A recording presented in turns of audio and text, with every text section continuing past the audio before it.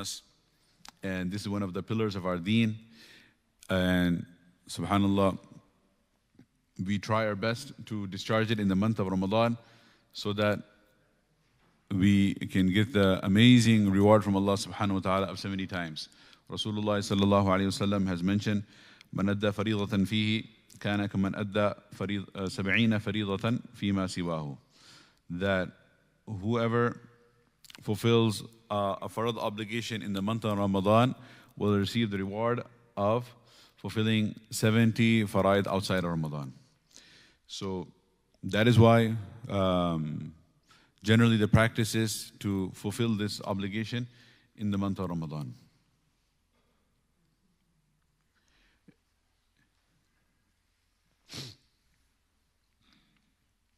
And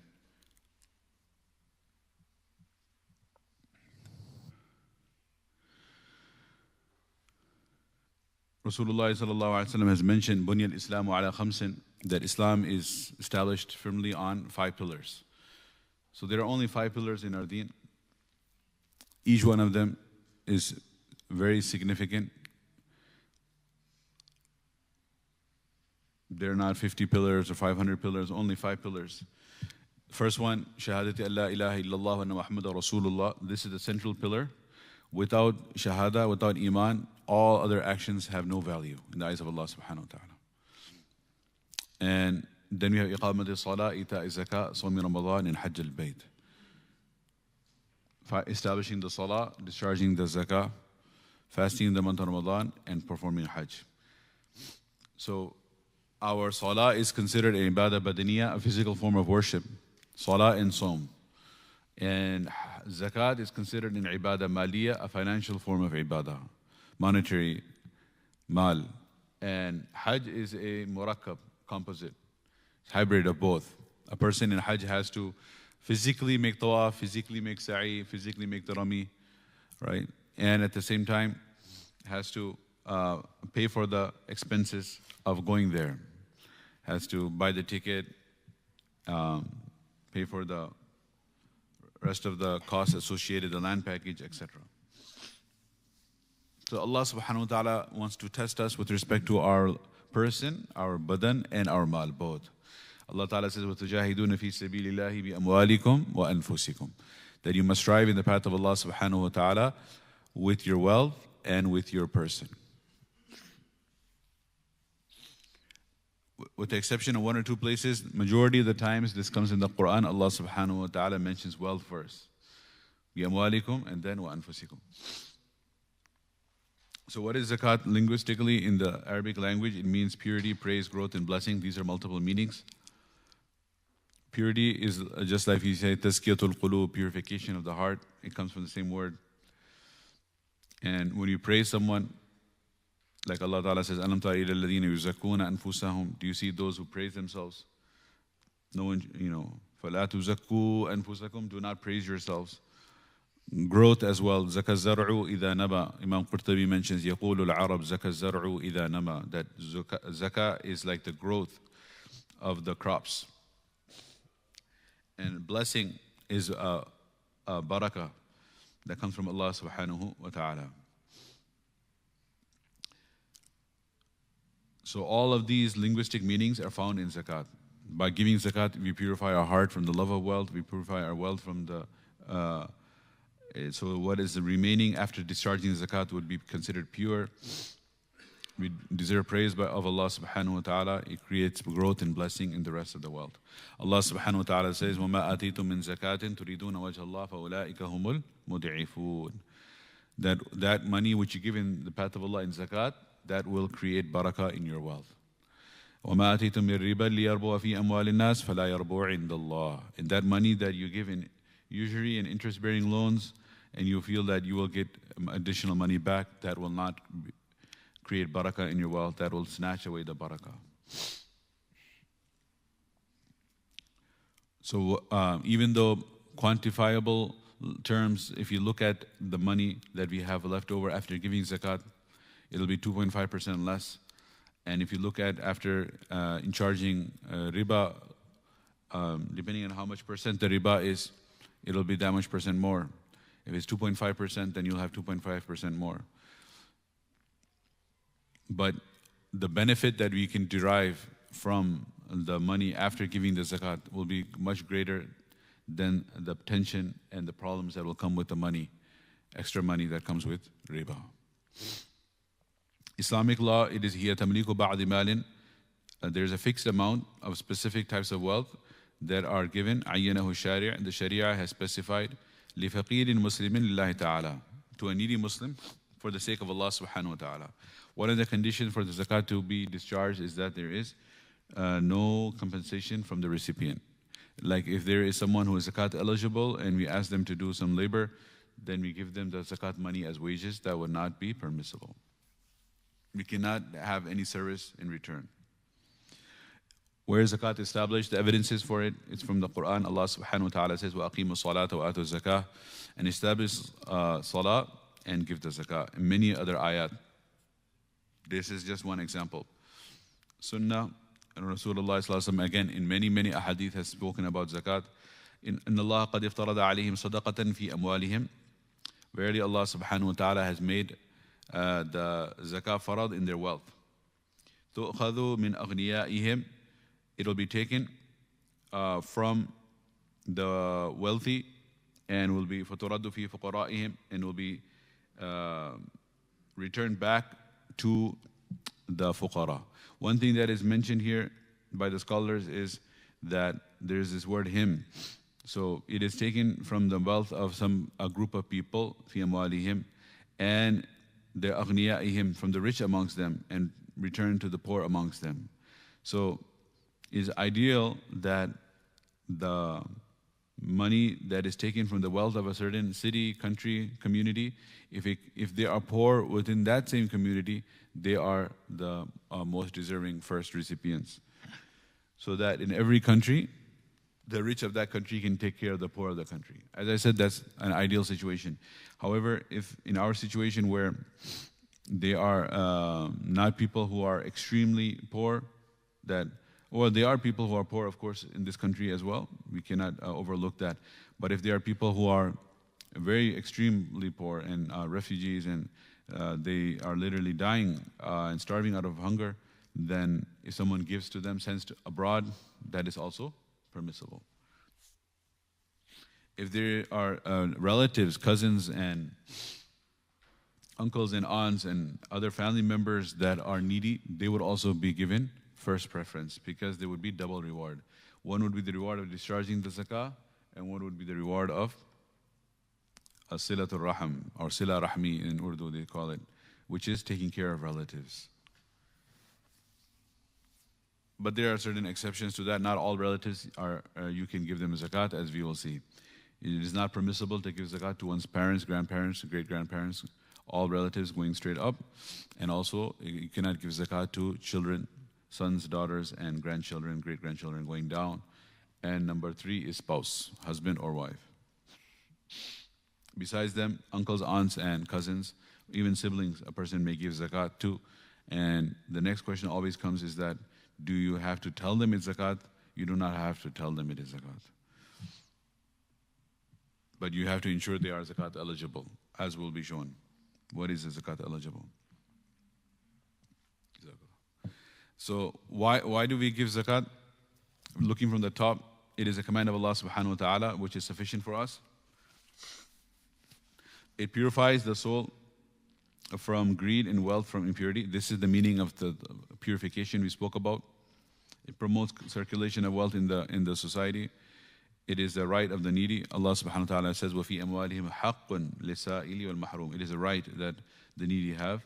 It bridges the gap between the affluent and needy, so that the needy, they appreciate the affluent are taking care of them, and the affluent, they appreciate that the needy are giving them an opportunity to gain reward, and reduces inequality in the amount of wealth between the rich and poor. These are some reasons for discharging zakat.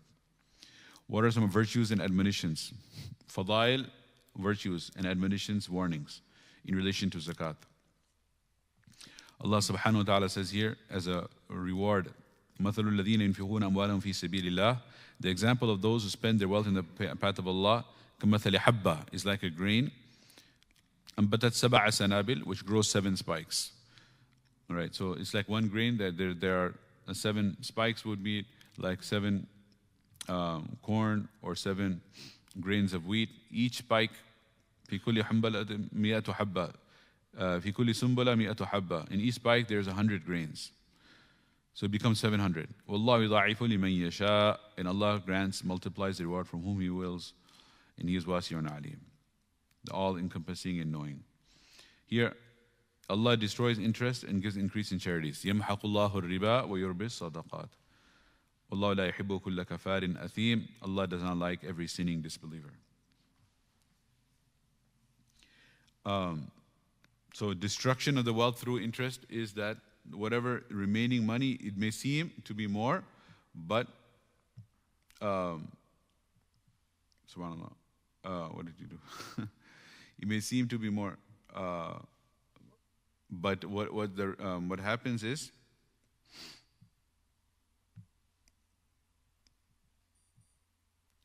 so the remaining money seems to be more, but in reality it's not going to have that much barakah. So as one scholar was giving an example, that if somebody has $10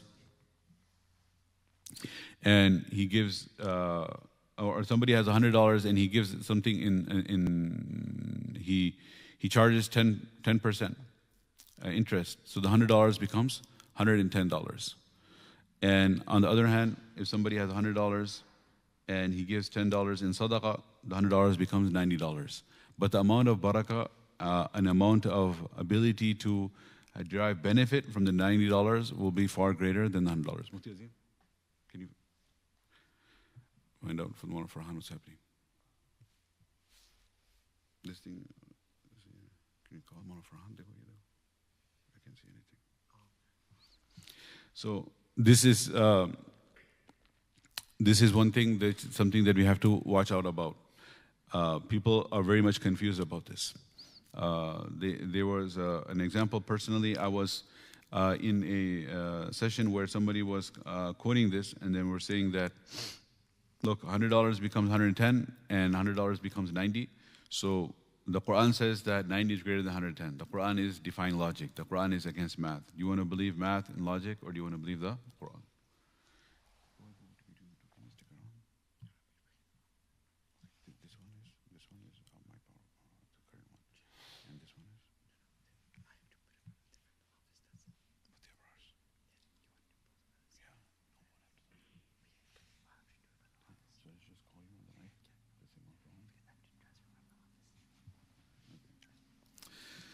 All right, so this is how people, they present the Quran in a manner that is not right and try to confuse people. So may Allah protect us from falling into confusion. Another ayah here that's a warning is that وَالَّذِينَ يَكْنِزُونَ الذَّهَبَ وَالْفِضَّةَ, and those who are hoarding gold and silver. وَلَا يَنْفِقُونَ فِي سَبِيلِ اللَّهِ, they're not spending in the way of Allah. بَشِّرْهُمْ بِعَذَابٍ أَلِيمٍ, give them the glad tidings, give them the tidings, not glad, it is a bad, evil tiding of a painful punishment. يَوْمَ يُحْمَى عَلَيْهَا فِي نَارِ جَهَنَّمَ, that day it will be heated in the fire of Jahannam. فَتُكْوَى بِهَا جِبَاهُهُمْ وَجُنُوبُهُمْ وَظُهُورُهُم, and their foreheads and their flanks and their backs. Flanks meaning their sides and their backs, they will be branded, seared with that wealth, with that gold and silver. And it'll be said, هَذَا مَا كَنَسْتُمْ لِأَنفُسِكُمْ, this is what you have hoarded for yourselves. فَذُوقُوا مَا كُنْتُمْ تَكْنِزُونَ, so taste what you used to hoard. So the scholars say here that why the forehead and sides and the backs are specified is because when he would see a faqir, first he would frown with his forehead, he would wrinkle up his forehead, why you came to ask money. Then he would turn his side to him, to ignore him, and finally he would turn his back. So these 3 body parts are identified. May Allah protect. Here Allah Ta'ala says, الَّذِينَ يُنْفِقُونَ أَمْوَالَهُم, those who spend their wealth, بِاللَّيْلِ وَالنَّهَارِ, بِاللَّيْلِ وَالنَّهَارِ, in the night and by the day. So it's always spending in the path of Allah. سِرًّا وَعَلَانِيًا, secretly and publicly. لَهُمْ أَجْرُهُمْ عِنْدَ رَبِّهِمْ, they will have the reward with their Lord. Secretly is when you want to hide the identity of the recipient, so you give it secretly. Publicly is when it's a public need, just like everyone knows about the project of the masjid, project of a hospital, project of orphanage, project of buying the parking lot. These are public projects. So, of the car lot. So these are, you don't have to give it secretly here because you're not hiding who you are giving it to. But if there's a certain individual who is respectable in the community, but he has some financial tragedy at home, you don't want to identify that I gave the money to Zayd and Amr Bakr. In that case, it is better to give it secretly. And when you're giving publicly, the intention is, of course, to encourage others. لهم أجرهم عند ربهم. They will have the reward with their Lord. ولا خوف عليهم ولا هم يحزنون. They will have no fear nor any grief. Fear for the future and grief regarding the past. Conditions for zakat. These conditions have to be fulfilled for a person to be responsible to give zakat. So there are two types of conditions. The conditions for being liable to pay and the conditions for being eligible to receive. So if a person fulfills these conditions, then he is liable to pay the zakat. He must pay. Liable means responsible. So a person has to be Muslim. The non-Muslims, they do not give zakat. They have another, in an Islamic government, they have a jizya, which is a very minimal yearly tax. And as a result of the jizya, they are afforded the security of their life in person, houses of worship, exempted from participating in jihad, and their property and everything is the responsibility of the Khalifatul Muslimin to protect and preserve. As a result, as a compensation for their jizya payment, they do not give zakat. And also, we will see on the receiving end, they cannot receive zakat. So zakat is only farad on the Muslims and is only given to the Muslims. Sometimes people say that, oh, you can't give zakat to a non-Muslim. What if he's poor? Yes, you can give sadaqah. You can give sadaqah to a non-Muslim, nafal charity. Nafal charity, there is no restrictions on recipients. And zakat cannot be given to a non-Muslim. One simple way of looking at it is that non-Muslims they're not responsible to give. And so that's why they do not receive either. Adult, meaning if there's a child who is not baligh and has money in his name, there's no zakat farad on that child. So if there's money that someone sets aside and says that I will give this for my son's expenses or my daughter's marriage, that is still zakatable if the father and mother still own it. But if they transfer the money into the child's account and it is now on paper belongs to that child, whether it's for their college fund or marriage fund or whatever, in that case, then there is no zakat on it until they become baligh. So baligh would be for a woman when she starts menstruating, for a man when he hits puberty. So after they become baligh at the age 13, 14 or earlier or later, then if the parent still is discharging zakat on their behalf, they have to ensure that they inform that young man or woman and their son and daughter that I will be discharging zakat on your behalf so they can make the niyyah. If they don't make the niyyah, and they don't know that they have money in their name and their parents are discharging the zakat, then that zakat will not be considered discharged because they have not made the niyyah. إِنَّمَا الْأَعْمَالُ بِالنِّيَّاتِ. Actions are based upon intentions, so the niyyah has to be there. They have to be aqil, sane. If someone is majnoon, insane, then they are exempted from all of the ahkam of sharia, including zakat. And they have to be an owner and possessor of wealth equaling nisab. So there is a specific threshold that is called the nisab, and this is a threshold established by Rasulullah sallallahu alaihi wasallam. Nabi sallallahu alaihi wasallam established this right in the Sunnah. In his era, there was a nisab for gold and there was a nisab for silver. And the nisab for silver was 200 dirhams, and the nisab for gold was 20 dinars. So dinars were gold coins and dirhams were silver coins. So 20 gold dinars equals 87.48 grams, 87.48 grams. And 200 silver dirhams are 612.36 grams. So if a person has gold, he will have to give the zakat based on the gold. If the gold is less than 87.48 grams, in the time of Rasulullah sallallahu alaihi wasallam, 20 dinars, then there is no zakat on the gold. If it's more than that, more than 87.48, there will be zakat. Likewise, if a person has silver, if it's less than 612.36 grams, there is no zakat. If it's more than 612.36 grams, there will be zakat. of 2.5%.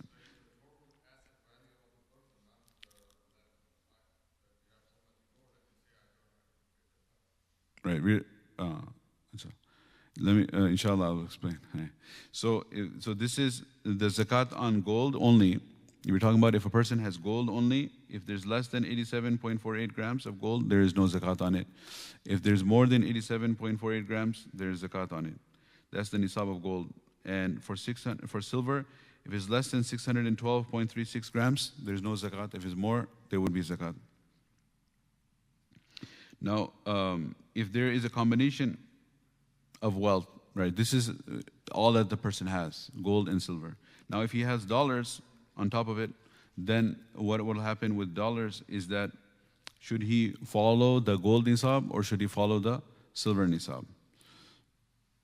Right. So traditionally, what would happen is that the value of this gold nisab is much higher than that of the silver nisab. The value of the gold has skyrocketed compared to silver. In the time of Nabi sallallahu alaihi wasallam, 20 dinars of gold and 200 dirhams of silver were comparative in their value, in their purchasing power. But now, if you look at the live market values, then it's, subhanallah, it's a huge difference. More Farhan, okay, this thing came and went again. I don't know what he's doing in the back. Were you able to see some other PowerPoint came up? Okay, so we keep it on this PowerPoint, please. All right, so we have the gold price is $5,483. The gold nisab is $5,483. And the silver is $489. It's huge. It's basically 10 times. Yeah. So if you round it up 489 to 500 and round down 5,483 to 5,000, so it's pretty much 10 times. So the gold standard is 10 times that of the silver standard. So the scholars used to always say that, okay, now that a person has dollars, he doesn't have gold, he doesn't have silver, he has dollars. How does he discharge the zakat? Should he go by the gold or should he go by the silver? So more people will give zakat if you go with the lower nisab, the silver. So that's why the scholars used to say, and this is, you may read this in many of the books, the traditional fiqh books. If you open up, you'll say, okay, if you have dollars, go with the silver nisab. That's why I was just talking initially only about gold separate. Like if you have gold, you're not going to go with the silver nisab. If you have silver, you're not going to go with the gold nisab. So this is what it is. Now if you have dollars, what are you going to do? The scholars used to say, go with the silver nisab. Because this will be anfa' lil fuqara, this will be more beneficial for the fuqara, for the poor, for the needy. But it's actually now the other way around. The other thing keeps on coming on. Okay. So the other one keeps on. The other way, it's actually more. It's becoming more difficult because if a person only has $480 or $500, that is not a lot of money in this day and age, and he will have to give zakat. Well, that's not the very difficult because fine, he has to give 2.5%. So that's not the big problem. The problem is that when is a person eligible to receive? When is a person eligible to receive? Because a person who is in possession of nisab cannot receive. So if you say that a person has $480, that's it. You cannot give him zakah. That's very less amount of money because he can spend that very soon and then he will be $0 left or he'll go into debt. So a person has $480, $489, you'll say, no, you are in possession of nisab. Which nisab? Silver. How so? Look, the silver price per gram is 80 cents per gram and it's, 612.36 grams. Therefore, you are now in possession of nisab. Since you are in possession of nisab, you cannot receive. So a lot of poor individuals who need financial help, they will now be deprived of receiving zakat. Okay? And if you have less than $5,000 you're eligible to receive, that's much more reasonable. That's one reason. The second reason is because of the price of goats. Why does that make a difference? It's because the ruling is, if somebody is in possession of nisab, it is wajib upon them to give qurbani. Wajib upon them to do udhiyah on Eid al-Adha, 10th, 11th or 12th of Zulhijjah. They have to give the qurbani. And there is no condition that it has to remain in their possession for 1 year even. So just on the Eid day, if they have the nisab, they have to give the goat. Now if a person has $500, you'll say, hey, you have more than 489, so you have to give a goat. The goat may be $300, right? So from the 500, he has to give $300 in a goat. What's left is just $200. Whereas if we say, oh, you only have $500, don't worry. You passed the silver nisab, still don't worry. Let's go with the gold nisab. The gold nisab is 5,000, so it's okay. You can receive zakat. You can receive qurbani meat. Qurbani meat, of course, can be given to poor and to people who have money, both. But you can definitely receive zakat as well. You don't have to give a goat until you reach 5,000. So this is 5,483. So this is about the nisab. Owner and possessor of wealth equaling nisab. And owning nisab amount after a lunar year. After a lunar year means that once a person becomes a possessor of nisab, 1 lunar year has to pass. Right? The lunar year is a few days shorter than the solar year, because the lunar months are 29 days and 30 days, and the solar months are 30 and 31, with the exception of February. So the lunar calendar is the Shari'i calendar. Allah Ta'ala says, يَسْأَلُونَكَ عَنِ الْأَهِلَّةِ. They ask you regarding the months. قُلْ هِيَ مَوَاقِيتُ لِلنَّاسِ. يَسْأَلُونَكَ عَنِ الْأَهِلَّةِ. They ask you regarding the new moon. What is this a sign of? This is a mawaqit linnas, a means of determining the time. So the Shari'i calendar is the lunar calendar. So when a person starts earning, for example, and the first date he starts earning, then he notes that down in his calendar. Which date? Not the calendar Gregorian date, but the Shari'i date.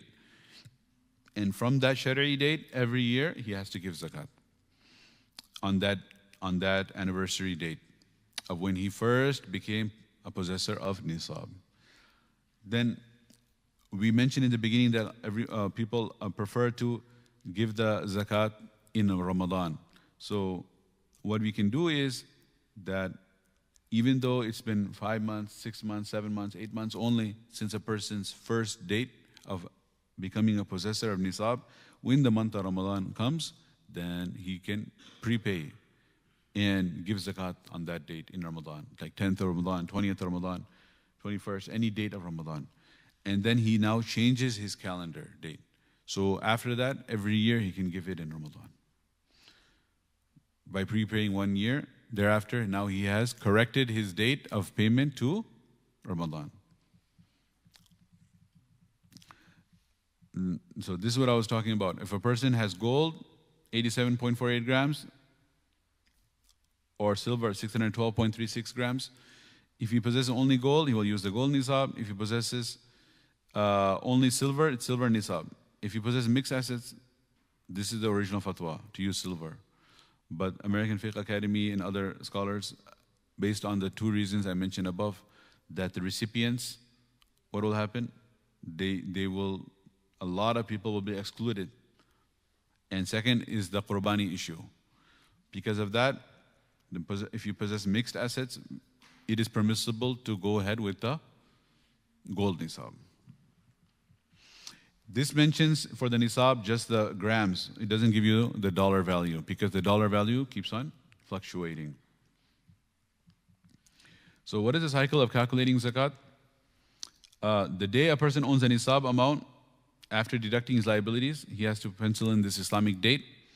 Then it will make no difference whether the wealth increases or decreases during the course of the year. So say his zakat date is 10th of Ramadan.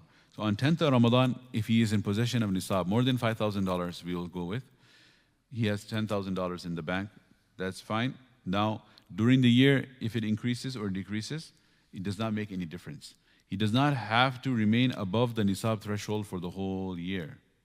He does not have to remain above the nisab threshold. 1 lunar year later, if he possesses the current nisab amount after deducting liabilities, then he has to pay 2.5%. So meaning if he had $10,000 on 10th of Ramadan, and then 1 year later, on the 10th of Ramadan, he also has more than $5,000. He has $20,000. So he'll have to give zakat on the 20,000. So the 1 year is passing on the person. That he as a person is in possession of nisab for 1 year. The 1 year is not passing on every dollar and cent that remains in his account. Sometimes people have this misunderstanding that the money has to remain in their possession for 1 year. That's wrong. Because in that case, depending on when a person gets a salary, if he gets a salary twice a month, on the 15th and 30th, and he spends 90% of his salary and he saves 10%, then that 10% that he's saving, when would 1 year pass for that 10% to remain in his possession? So if he receives January 15, January 31st, February 15, February 28, then March 15, March 31st, and he's saving 10%. So the next year, January, every single pay period that comes, that 10% has remained in his possession for what? 1 year, even though this is what? Gregorian year, solar years, but I'm just giving that example. It should be Shari'i. So what are you going to do? You're going to keep on giving zakat like every 2 weeks? You're not going to give zakat every 2 weeks. You give zakat how much? Once a year. It's farad to give zakat once. You can give sadaqah every 2 weeks. You can give sadaqah every day. We should in fact give sadaqah every day. We're talking about zakat. So zakat is farad once a year. So the money, does it have to remain in your possession for 1 year? That's a very common misunderstanding. The money has to remain in my possession for 1 year. That is a wrong understanding. It is you as a person have to be a possessor of nisab 1 year ago, and then on your date, when it is wajib, you again are a possessor of nisab. Even during the year, in the interim, if you went below the nisab, it doesn't make a difference. This becomes a big issue where if a person inherits a lot of money or makes a huge profit few days before his zakat due date, then he will ask that, subhanallah, on the 10th of Ramadan is my zakat due date. Just a week ago, a house which is non-zakatable, I sold it and I have so much cash in my account. Or I inherited so much money. So do I have to give zakat on this? I only own it for 1 week. Only have it in my possession for 2 days before my due date. Still it is zakatable, the entire amount.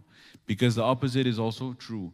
That if a person had $100,000 savings and la qaddar Allah, may Allah forbid, khuda na khasta, 2 days before his zakat due date, he lost it. Even though he had it in his possession for like 11 and a half months, 11 months and 2 weeks, 3 weeks, almost 1 year. But few days before his zakat due date, he lost a lot of money. It was stolen or otherwise had to be spent in some emergency. Then what happens? He doesn't have to give zakat for it, even though it would remain in his possession the whole time. What really counts and only counts is his account, bank account, on the due date. On the due date. This process will continue unless you have wealth equaling less than nisab or all of one's wealth is lost.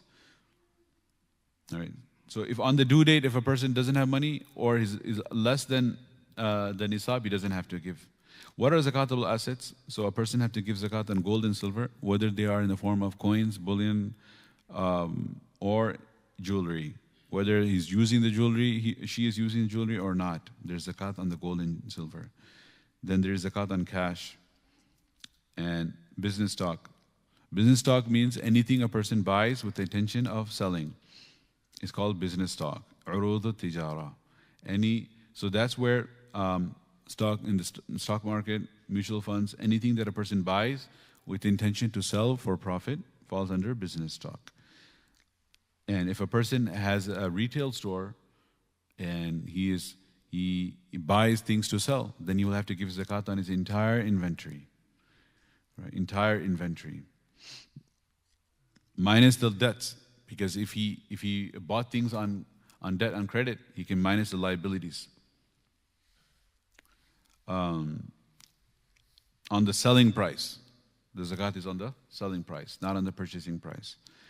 Agricultural produce, there is zakat on and animals and livestock. So for most people who are not involved in agricultural societies and farming, then it would be the first three: gold, silver, cash, and business stock. So these are zakatable assets. Non-zakatable items include jewelry besides gold and silver. So if there's platinum or if there is, other stones, precious stones, diamonds, rubies, emeralds, there's no zakat on stones. Cars and all vehicles, there's no zakat on those. Other properties. So if there's a property that you are living in, there's no zakat in it. If there's a property that you own and you are just collecting rent, there will be zakat on the rent that comes in, but not on the value of the property. Unless you are buying and selling homes. You buy a home with the intention of flipping it, then that will fall under this urud al-tijara, business stock, in the sense that you bought it with the intention to sell it. Right? So that's properties. Any property, and what if you buy a property and you don't have any intention, you're just waiting? There would be no zakat on that either. You're not sure what you're going to do with it. Non-zakatable items, properties on lease that you are renting out, electronic appliances, household appliances, there's no zakat on this. These are the non-zakatable items. So with respect to gold, silver, and cash, if it's gold and silver for personal use, it's zakatable. White gold, on gold content, this is zakatable. On the gold content, a white gold. So if there is gold that is 24 karat, it's the full value. If it's less, 22, 21, 18, 9 karat, so they would have to give zakat only on the gold content. So you would weigh it. If it's 9 karat, so 9 out of 24 is gold, and the rest is other metal alloys. If it's something that's just gold plated, so there's just one molecule of gold plated on top of non-gold, then there's no zakat on that. And if it's cash in hand, bank, coins, notes, any form of money, all of this is zakatable.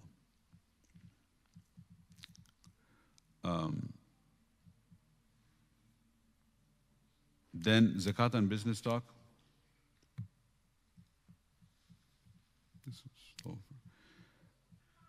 Okay. Commodities refer to those items purchased with the intention of resale. Anything you buy with the intention to sell it is zakatable. It'll be calculated according to the retail price, the selling price, not on the purchase price.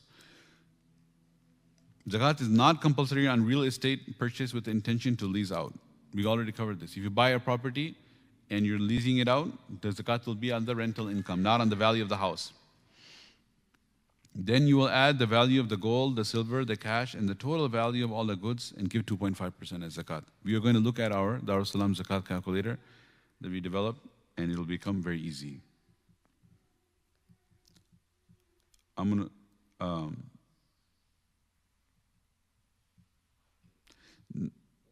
now, these are also zakatable, debts receivable.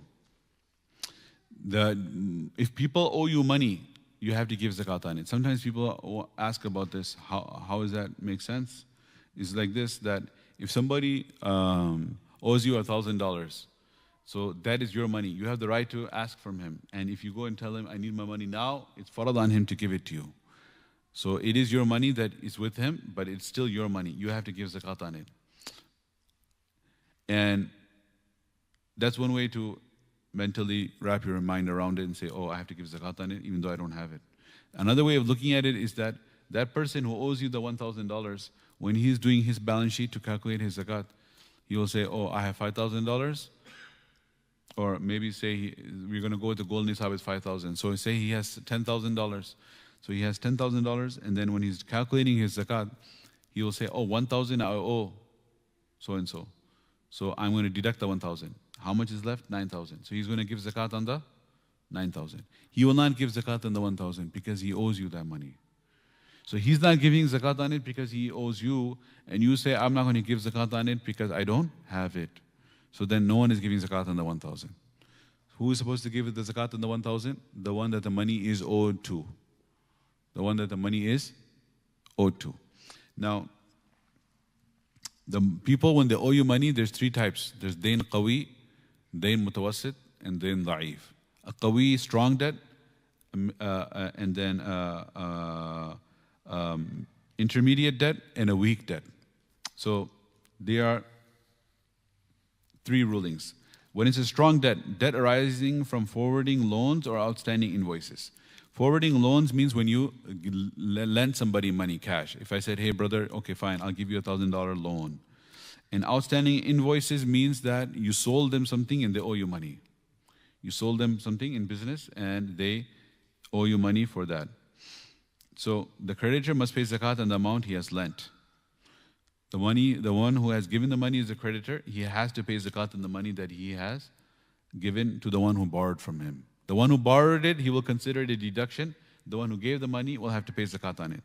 It is best to add the strong debt receivables to one's total assets and discharge their zakat yearly. Why does it say it is best? Does that leave a room for, when you say something is the best thing to do, then there's an option not to do it? It gives you that meaning. The reason it says the word is, it is the best, you have to give zakat as farad. It's not a matter of being best or not best. But the question is the timing.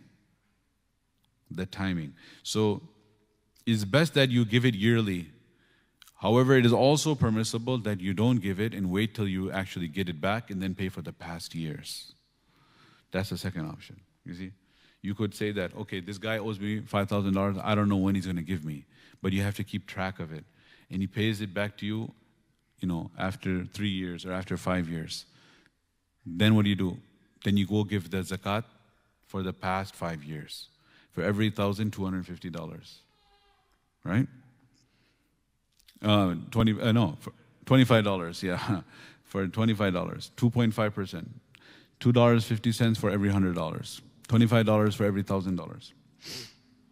So you pay it for the past years. But the thing is that you have to keep track of it. Remember how many years since you lent it to him and that he's paying you back. And so that's why it says it is best to do it yearly.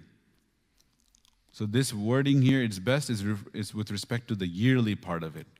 Now with respect to you have to pay. Is that clear? Okay.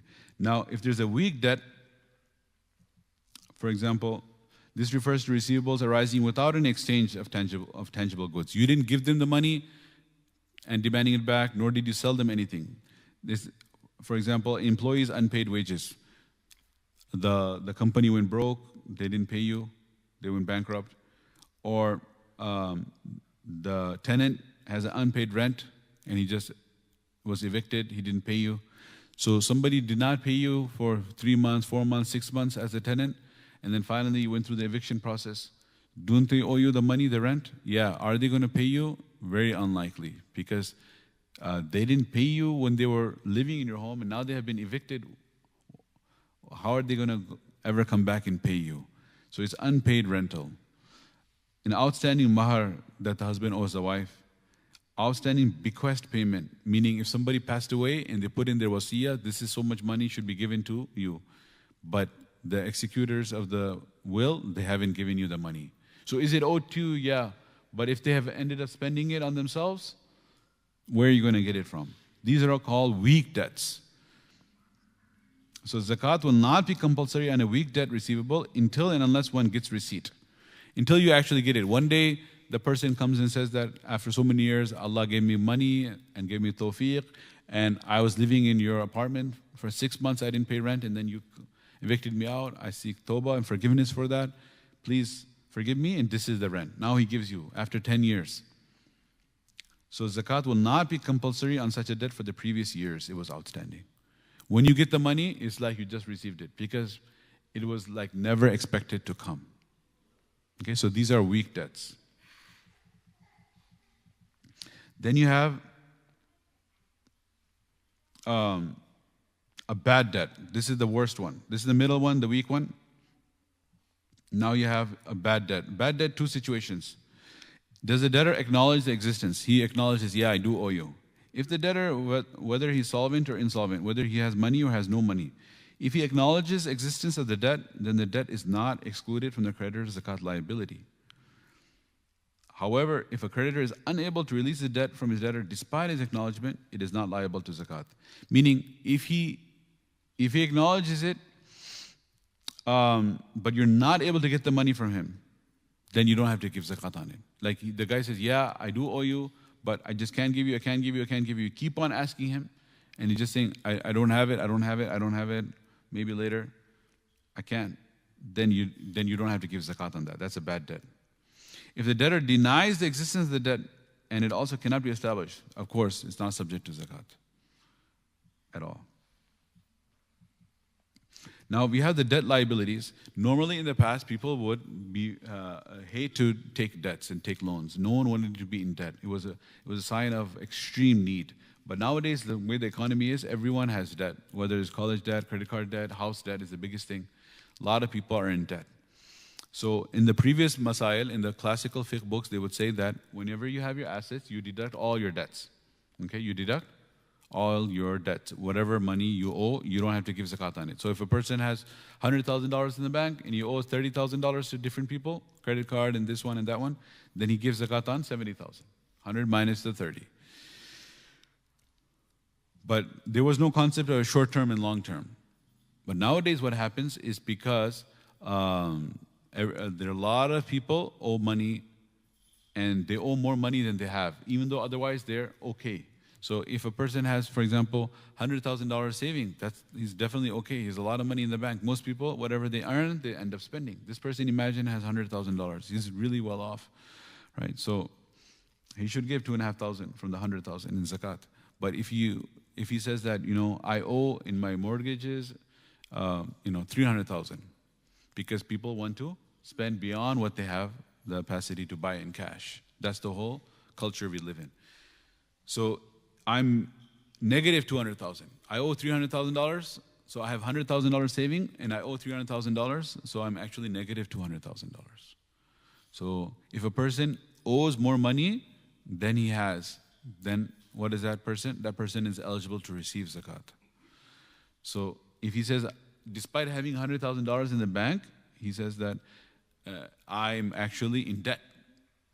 As Allah subhanahu wa ta'ala, when He mentions who are the eligible recipients, as we will come to that slide, إِنَّمَا الصَّدَقَةُ لِلْفُقَرَاءِ وَالْمَسَاكِينَ وَالْعَامِلِينَ عَلَيْهَا وَالْمُؤَلَّفَةِ قُلُوبُهُم وَفِي الرِّقَابِ وَالْغَارِمِينَ. The gharim gives zakat to the gharim. The gharim is the one who owes more money than he has. So he's in debt. He is in the red. He is in negative. He owes more money than he has. So this person, he owes $300,000 and he only has $100,000 in the bank. So he's negative $200,000. So based on the classical understanding, he would now be eligible to receive zakat. So that would mean that most of Americans, they would not have to give zakat. And most Americans would be eligible to receive zakat based on that. So that does not make sense, where all of us, a lot of us, many of us owe more money than we have. Even though based on the current understanding of society, we should be considered okay. Maybe no one wants to consider themselves rich, but they are middle class or sufficiently well off.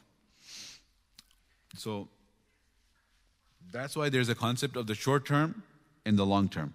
If there is something that is binding upon you, mandatory to pay up right away the entire amount, then you can deduct that. If you ask this person, who had the 100,000 and he owes 300,000, are you worried about paying off 300,000? Are you worried about it? Is it keeping you up at night? Perhaps not. He's only worried about what? The monthly payment. That's on his radar. The whole big amount, he's not as concerned about it. So the short-term liabilities which need to be paid within 1 year, the total amount of the short-term liabilities will always be deducted when calculating one's zakatable assets. Now there are two fatwas regarding this you will see floating around. Some say that you can deduct just the monthly payment, and some say you can deduct the 12 monthly payments. It's a big difference. So if a person has a $1,000 monthly payment, when he has his money in his account, can he deduct 1,000 or can he deduct 12,000? So what he definitely cannot deduct is the whole 300, 400, 500, whatever the debt of the whole house is. He cannot deduct that. But he can go with either of the two fatwas. In our calculator, we went with the safer one of deducting 1 month. And you will find respectable muftis saying that you can deduct 12 months. Long term, the amount one needs to pay in the course of 1 year will be subtracted. Okay, this is saying He here is talking about 1 year as well. And if it's due over 30 years, due over 15 years, 20 years, you cannot deduct that. Okay. See, debts are deductible from your zakatable total if they are to be repaid in full within the next 12 months. He's going with the 12-month payments. Debts which do not have to be paid in the next 12 months are not deductible. If it's due in 30 years, 15 years, you cannot deduct that. If debts are payable by installments, then 12 months debt is deductible. So if you're paying every month, you can deduct up to 12 months. So this is the maximum deductible. How much? 12 months. Preferable, more ihtiyat is 1 month. 12 months is permissible. But beyond that, 10 years, 15 years, I owe this much money over the next 10 years, 15 years, you cannot deduct that total amount. What other thing can you deduct? When you have your assets, right? You have your money and your gold and silver. You add it up. Now you're going to be deducting things before you charge the 2.5%. Outstanding basic living expenses which have not yet been paid. This month's utility bills, not future bills, just this month that you have to owe. Right? Just like when it comes to these bills, you can deduct what? Only the month. That's why I personally prefer when it comes to the mortgages as well, you should only deduct the 1 month. I believe that to be safer. Goods purchased on credit, meaning you have taken receipt of goods but not yet paid for them and fully intend to pay the debt. Like particularly if you're in business and you buy things and sell things. If you have bought things, whether you have an Amazon business or any other business, and you have to pay for the items you bought. When do you have to pay? You're planning to pay for them this month. So you have taken receipt of the goods, means you have taken possession of those items. You have them, but you still haven't paid for them. So don't you owe? You owe the money. So you fully intend to pay it, you can deduct that. So this is goods purchased on credit. Who is this for? For the businessman who's buying things. Outstanding salaries, now this is for the employer. If he's an employer, he's giving this zakat on his business. If he owes salaries to his employees and he has any service fees that he has to pay out this month, he can deduct that. Unpaid dowry to one's wife. If assuming one intends to pay this during the year, then you can deduct it. Right? If he has a mahar that he owes his wife, he can deduct that. Personal loans which needs to be repaid within a year. Remember, we said that the person receiving the debt, he has to give zakat. Why? Because the one who owes the money, he's going to deduct it. So the one who has a loan, he has to pay. He's going to pay it back, he should deduct it. Commercial loans. The entire loan cannot be deducted. Only 1 year's payments or only 1 month's payments. These are going to be deducted. Now, if a person has shares, there's two types. If he's purchasing it to sell, which is majority of the time. People buy stocks with intention to sell it. The entire holding is subject to zakat plus any dividends received. So if a person has mutual funds or straight up he buys stocks in Apple or Google or Tesla or whatever, then he's buying it, he's going to get dividends, he has to pay zakat on the dividends and the entire amount. He has a stock, a share, literally he has a share of Tesla. He has a share of that company. On the other hand, if there's a business just between brothers, cousins, friends, partners, you have a share in a business. So what's the purpose of the share? Are you buying and selling the share? No, you're holding onto the share. It's a restaurant, it's a grocery store, it's some type of business. So you have the intention to purchase and hold it on as an investment and generate dividends. You're not buying and selling the share in the pizza store. So in this case, zakat will be levied on the dividends and the percentage of zakatable assets of business. So in this case, when a person owns a share of a business, then whatever profit he gets, that's your dividend. And the zakatable assets of the business. So what's the value of the business? What's the value of the share? Some part of it is zakatable, some are non-zakatable, which we already covered. Which one is non-zakatable? Like the value of the store itself is not zakatable. The value of the equipment inside is not zakatable. But if the business has like some funds, that the business account has money in it, is that zakatable? Yeah. So when a person owns a share in such a business that he's holding for long term, that's when he has to do more homework. Figure out how much of the business is zakatable and how much of the business is not zakatable.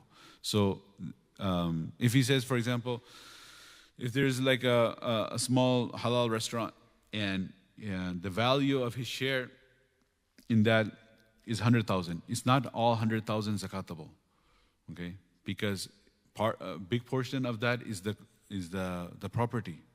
Perhaps they don't lease it; they actually own it. So the property itself is not zakatable. All the equipment inside is not zakatable, right? Because they're not selling equipment. If you're buying and selling equipment, then it becomes stock in trade, it becomes zakatable. They're not buying and selling the pizza maker, nor the ovens. They're not selling those. They're using them, right? So they're not zakatable. So only thing that's zakatable is the balance that they have. So that's when you go and check what the dividends is, the profit he gets, he has to give zakat on it, and his share of the account that the business owns. So this is an example here. Business assets. There's fixed assets, machinery, buildings, furniture. It's all non-zakatable. Current assets, cash, stock in trade, receivables. This is zakatable. So if the restaurant has some cash, if the restaurant is buying and selling things, if there's some inventory in the restaurant,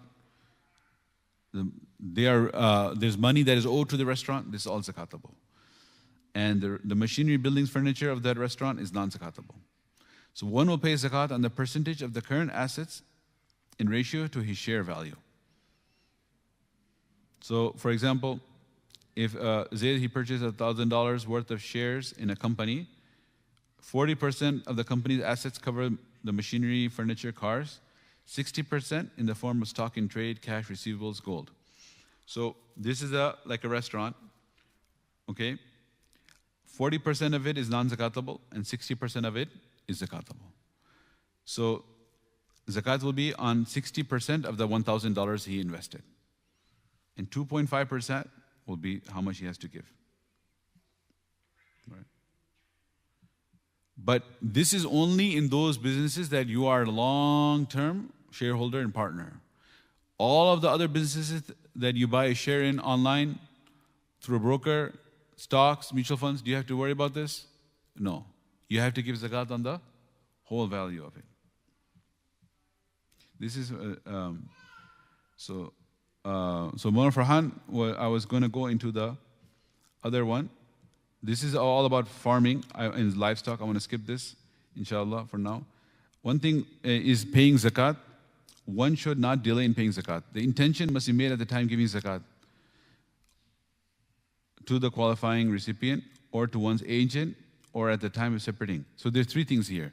You cannot, if somebody got very excited, give a lot of sadaqah, and thereafter when he calculates his zakat, he said, oh, I still have to give zakat. Can you backtrack and make that sadaqah into zakat? He cannot. You have to make the intention when you give the zakat to the recipient or when you give it to one's agent, meaning if you give the zakat to somebody to distribute it on your behalf, or at the time when you separate it, meaning if you are taking zakatable money, you're taking the money out and saying this is the zakat. Thereafter, if an employee or family member gives money from that, you put the zakat money in a jar and then he's distributing it from the jar. The one who is distributing it from the jar, he doesn't have the intention. It's fine. Because when you separated the zakat money, you had the intention. You have to have the niyyah. إِنَّمَا الْأَعْمَالُ بِالنِّيَّاتِ. It is permissible to discharge somebody else's zakat from one's own wealth on condition one has approval and acknowledgement from the other party. Yeah, you can give zakat on your own wealth. An example of this, many times if there are women who have gold and silver, which is more than the nisab, but if they don't have cash, they can ask their husband to give it on their behalf. It is permissible. But if it is not farad on the husband, this is something recommended that the husband helps out his wife in discharging the zakah. But if he says no, then she will have to give 2.5% of that gold. If she has no cash, then she may have to give a ring or earring or something that would be 2.5%. If it's more than 2.5%, she sells it, gives the 2.5% in cash, and the extra money she can keep. But she would have to sell the gold. It is important to know about tamliq. Tamlik is when you transfer the ownership to the recipient. Zakat will only be considered to be paid when tamlik is found. Tamlik means transfer ownership from the zakat payer to the needy person. Tamlik will only take place with the following conditions. So if somebody comes and says, oh, I have an eviction notice, my landlord is going to kick me out, I'm poor. So if you write a check straight to the landlord, the zakat is not discharged. If somebody comes with a disconnection notice for their gas bill and says that I will have no gas in the winter and I'll freeze. So if you write the zakat directly to Nicor Gas, it will not be discharged. If you directly write the zakat check to ComEd, it will not be discharged. It has to enter the possession of the needy person. So the transfer must be the zakat payer or his agent, and the transferee, the recipient, must be a natural living person entitled to receive zakat, not a legal entity. The transfer must not be remuneration or consideration for services, and the recipient must acquire possession and become owner of the funds unconditionally. So what happens is, a lot of times there's zakat distribution, masajid, etc., and madaris. If they are afraid that the person who they are giving the money to may potentially abuse it, that's why they want to pay directly to Nicor Gas or the landlord, just to ensure that the money is not spent in something haram or wrong. Then one thing that you can do is that you can give it to the representative and the wakil of the needy person. So the needy person, he has to take possession of it himself, or he can appoint someone to accept the zakat money on his behalf. So if the needy person appoints someone and says that, okay, I appoint you as my representative, you can accept the zakat money on my behalf. And then you can disburse the zakat money on my behalf. You are my representative. I have appointed you with a limited power of attorney to accept zakat money on my behalf. And if you give money to that individual, the zakat will not be discharged. So for example, if there's a person who's needy, but he may have bad habits, he may be addicted to haram things, you want to help him out, you can say that, okay, do you appoint so-and-so to receive zakat money on your behalf? He says, yes. Okay, fine. You don't want to give me the cash because I may end up drinking wine with it. Give it to this imam or this cousin or this friend. Okay? So the friend will accept the zakat money on his behalf. Then that friend will go and pay off his bills. So then it's permissible. That's the way to get around it. That's called tawqeel. What is that called? Tawqeel. So the recipient, he makes someone his wakil. He says that you are my representative, you can accept the zakat money on my behalf. Who are the needy recipients? Who are subhanallah, the eligible recipients? These are mentioned in the Quran, in this ayah. إنما الصدقات للفقراء والمساكين والعاملين عليها والمؤلفة قلوبهم وفي الرقاب والغارمين وفي سبيل الله وابن السبيل فريضة من الله والله عليم حكيم. These are the individuals. Number one, Allah Ta'ala says, fuqara and masakin, those who do not own any zakatable assets nor surplus assets beyond their personal assets that equal the nisab. So these are poor and needy people. So if a person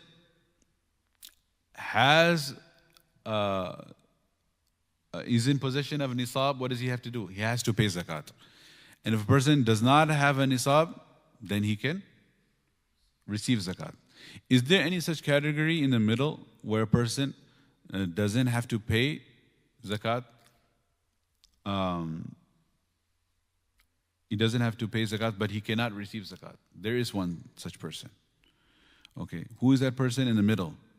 The middle person, he does not have to pay zakat, but he cannot receive zakat. So what happens is, there are two types of money a person has. One is a zakatable wealth, one is non-zakatable wealth. So imagine a person, he doesn't have zakatable wealth. He does not have a bank balance. He doesn't have gold, he doesn't have silver. But he has 3 homes, 4 homes. He has additional homes. Now these homes, are they zakatable? No. So does he have to give zakat? He doesn't have to give zakat. But on the receiving end, if he says that, look, I don't have any balance, so I don't have nisab. Because all of these homes, they are not counted in the nisab calculation. I don't have nisab, I don't have cash, I don't have gold, I don't have silver. Do I have 20 dinars of gold? No. Do I have 200 dirhams of silver? No. Do I have cash? No. So I don't have nisab. So can I receive? He should not be able to receive because he has 3 or 4 homes. So where is this person? He's in the middle. What are you going to tell him? When he says, no, I'm needy, my children are starving, I need food, I don't have cash. So the answer is very simple. These non-zakatable assets that you have, liquidate them. Why don't you sell 1 home? If that's money spent, send the 2nd home, 3rd home. Then when you have no extra homes left, then what will happen? Then you will become zakat eligible. So that's why we have to go back and read this again. The poor and needy, those who do not own any zakatable assets, meaning they don't have gold, silver, they don't have cash in the bank. That's a zakatable assets. Nor surplus assets, these are non-zakatable stuff, like homes. Nor do they have surplus assets beyond their personal assets that equal the nisab. So one is a personal asset, means you have to have 1 home. That's your necessity. If a person owns a home, but he doesn't have cash, it is permissible for him to take zakat. Just because he has a home doesn't mean you can't give him zakat. He has a home, he has a little hut, that's fine. But he doesn't have money, he needs money. But when he has surplus assets, he has 2, 3 homes, you can't give him zakat now. That's what this thing is. We have to pay attention to this. The poor and needy who is eligible to receive, again I will repeat it, he does not own zakatable assets, he doesn't have gold, silver, he doesn't have he doesn't have cash, nor does he have surplus assets, which these are additional homes or diamonds. Diamonds are also non-zakatable surplus assets. Then you can give it to him. So then you'll say, oh, what about he's poor and needy but he just has surplus assets? You'll ask to sell those. Debtors, those individuals whose liabilities exceed their zakatable and surplus assets. Meaning if he owes so much debt, that's more than all his zakatable money and non-zakatable money. So he's in debt, he owes. This is a gharim. Travelers, this was back in the time when people did not have access to cash while traveling. So how is this traveler different from a poor and needy? He may be rich back at home, but they did not have ability to wire money, they didn't have ability to quick pay, they didn't have ability for transferring cash around the world. So if you ask him, are you faqir, miskeen? No. But do you have any money with you? No, because I lost my money in Hajj, or I lost my money in my journey. So that's why Allah subhanahu wa ta'ala mentions here in the Quranic ayat, وَفِي سَبِيلِ this one. فقراء مساكين عاملين عليهم في الرقاب والغارمين في سبيل الله وابن السبيل, this one. وابن السبيل is the traveler. So who may be rich at home, but right now he doesn't have any cash. I guess the only such scenario is that if somebody is in an area where there are no banks, in the middle of the Saharan desert, in the middle of the Amazon jungle, there's no satellite, no connection to anything, no cell phone coverage, no internet, and he is a millionaire at home, but you can give him zakat now, okay? Because he falls under wa fi sabilillah. Those who are in a desperate situation have no access to their personal money. Then wa fi sabilillah refers to the mujahideen, those in the path of Allah. Then mu'allafat al-qulub, this is not anymore non-Muslims whose hearts are drawn near to Islam by giving them a sum of money. Nabi sallallahu alaihi wasallam initially did this after the battle of Hunayn. He gave zakat money to these non-Muslims and new Muslims to draw their hearts nearer to Islam. But right in the era of Umar radiallahu anhu, this was abrogated, it was cancelled out. He said Allah Ta'ala has granted so much izzah to Islam, we do not need to do this anymore. The zakat collectors, these are only those commissioned by the government to collect zakat funds. So there was a separate department in the Islamic Khilafat, which was the amilin. They would go and collect the zakat from the livestock, from the animals, from the crops, and they would be employees of the Islamic State, the Islamic Khilafah. And their salaries would be given from the zakat money collected. Only this. But those who are distributing zakat now, their salaries cannot be given from this zakat. Because this is a condition only if there is an Amir al-Mu'mineen, only if there is an Islamic Khilafat, then this amilin alayha applies. So there is no potential of this being abused now. It should not be used. Who cannot receive zakat? General welfare projects in hospitals and madrasas. Why? For the construction and salaries, because there is no tamliq of a faqir. If there are in hospitals and welfare projects and madrasas and all of these, if there is a separate zakat fund where it is given either to the patients or the students or the orphans. Like in the welfare project, we'll have the orphan. In the hospital, we have the patient. And in the madrasa, we have the student. If that orphan slash patient slash student is needy, and there's a separate fund for the needy ones, where it is given to them directly, or they appoint someone to take the money and pay their medicines, pay for their food, pay for their boarding, pay for their studies, their tuition, then that could be zakat. Zakat can be given. So, like for example, in a hospital, if you have a separate zakat fund, and then this money is given to the patients so that they can go and buy their medications, so that they can go and pay their doctor's fees. Likewise, in a madrasa, if there's a separate zakat fund like we have, where the money is dedicated for needy students only to pay for their tuition, pay for their boarding and the rent in the apartments here, and pay for their books, then that is definitely a legitimate avenue to discharge zakat with the additional reward of supporting ilm and ulama. So there'll be a double reward. Just like supporting family members.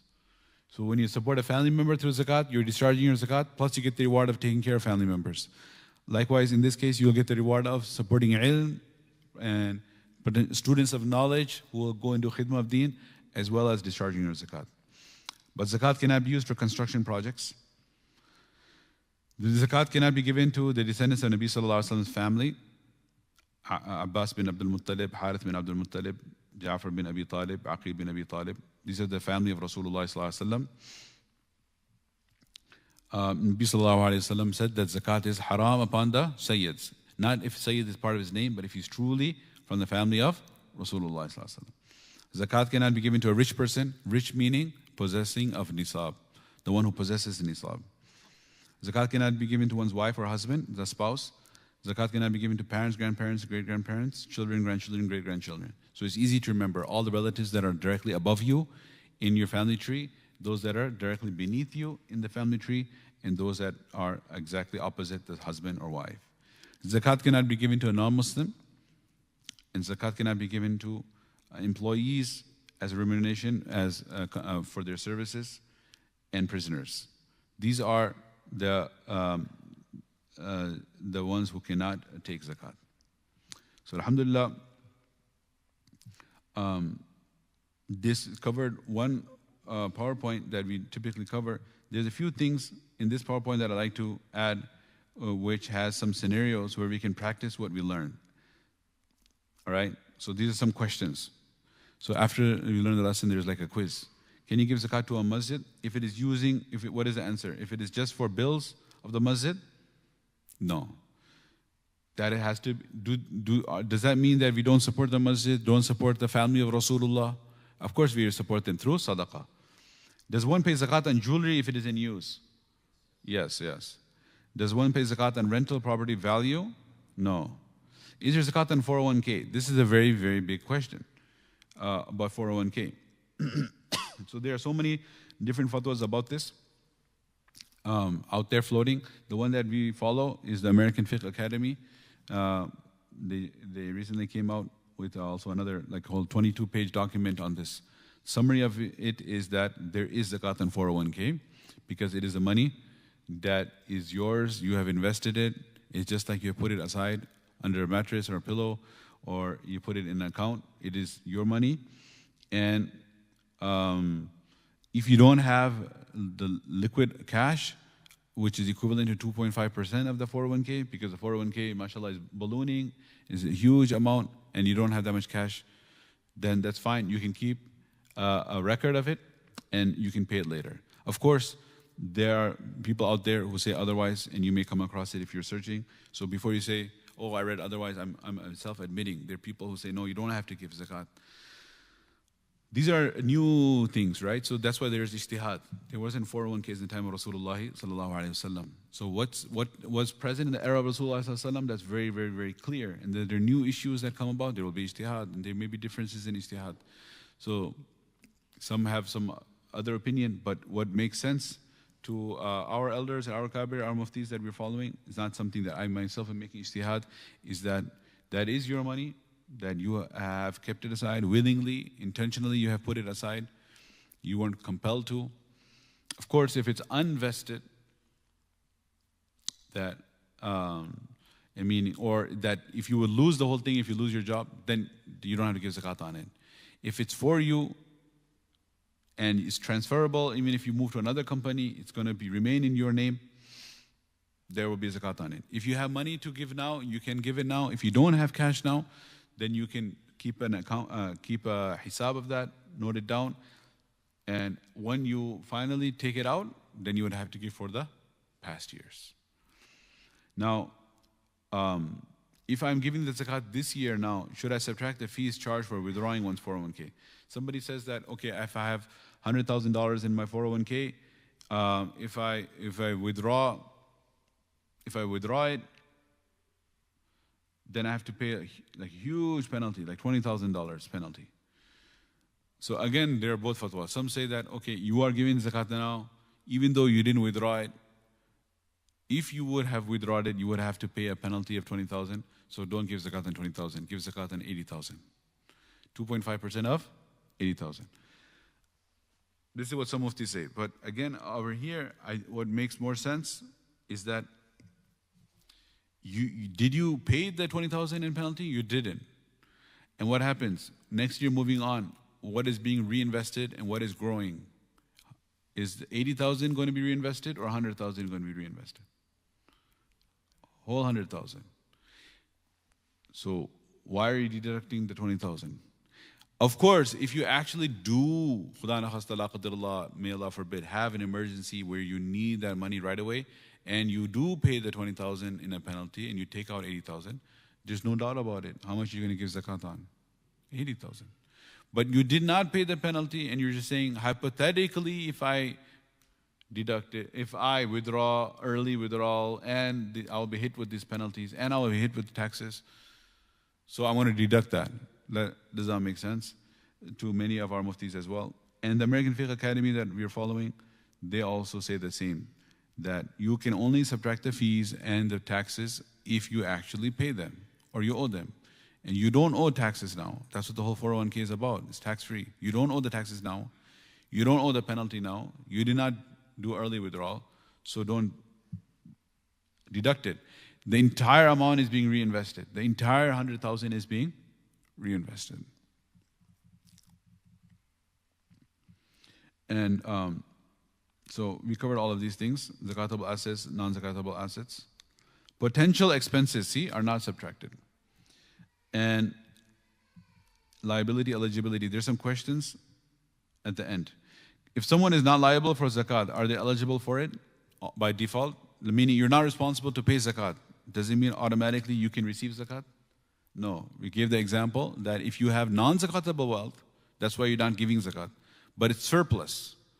Like you have a bunch of extra homes, extra cars, extra lot of diamond jewelry. If it's diamonds with gold, then the gold is zakatable. Just loose diamonds. A person has a bunch of loose diamonds. Then he's not eligible to receive zakat. He must liquidate the non-zakatable assets. Can a person pay zakat on January 1st each year? No, because that is a solar calendar date, not the lunar date.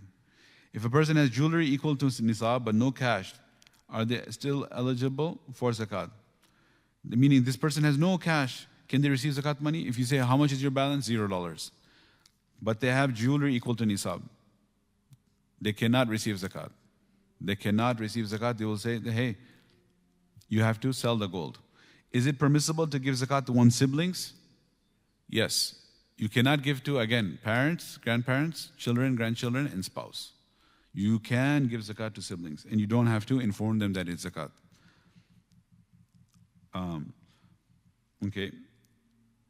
We covered this fluctuation during the year, ignored. Now, let's do these questions here. These are the inapplicable, these three. The official zakat collector, because we do not have a Khalifatul Muslimin, and the slaves, they do not exist anymore, and those whose hearts are to be reconciled. This was cancelled from the Khilafat of Umar radiallahu anhu. Now, these are scenarios. So if you assume the nisab is $500, if Zayd has $499 in his bank, so what does that mean? He has less than the nisab. And he has a house worth $100,000. Way more than the nisab. And a car worth $10,000. Way more than the nisab. Is he liable to pay zakat? If yes, how much? If no, is he eligible to receive zakat? So what do you think is the answer?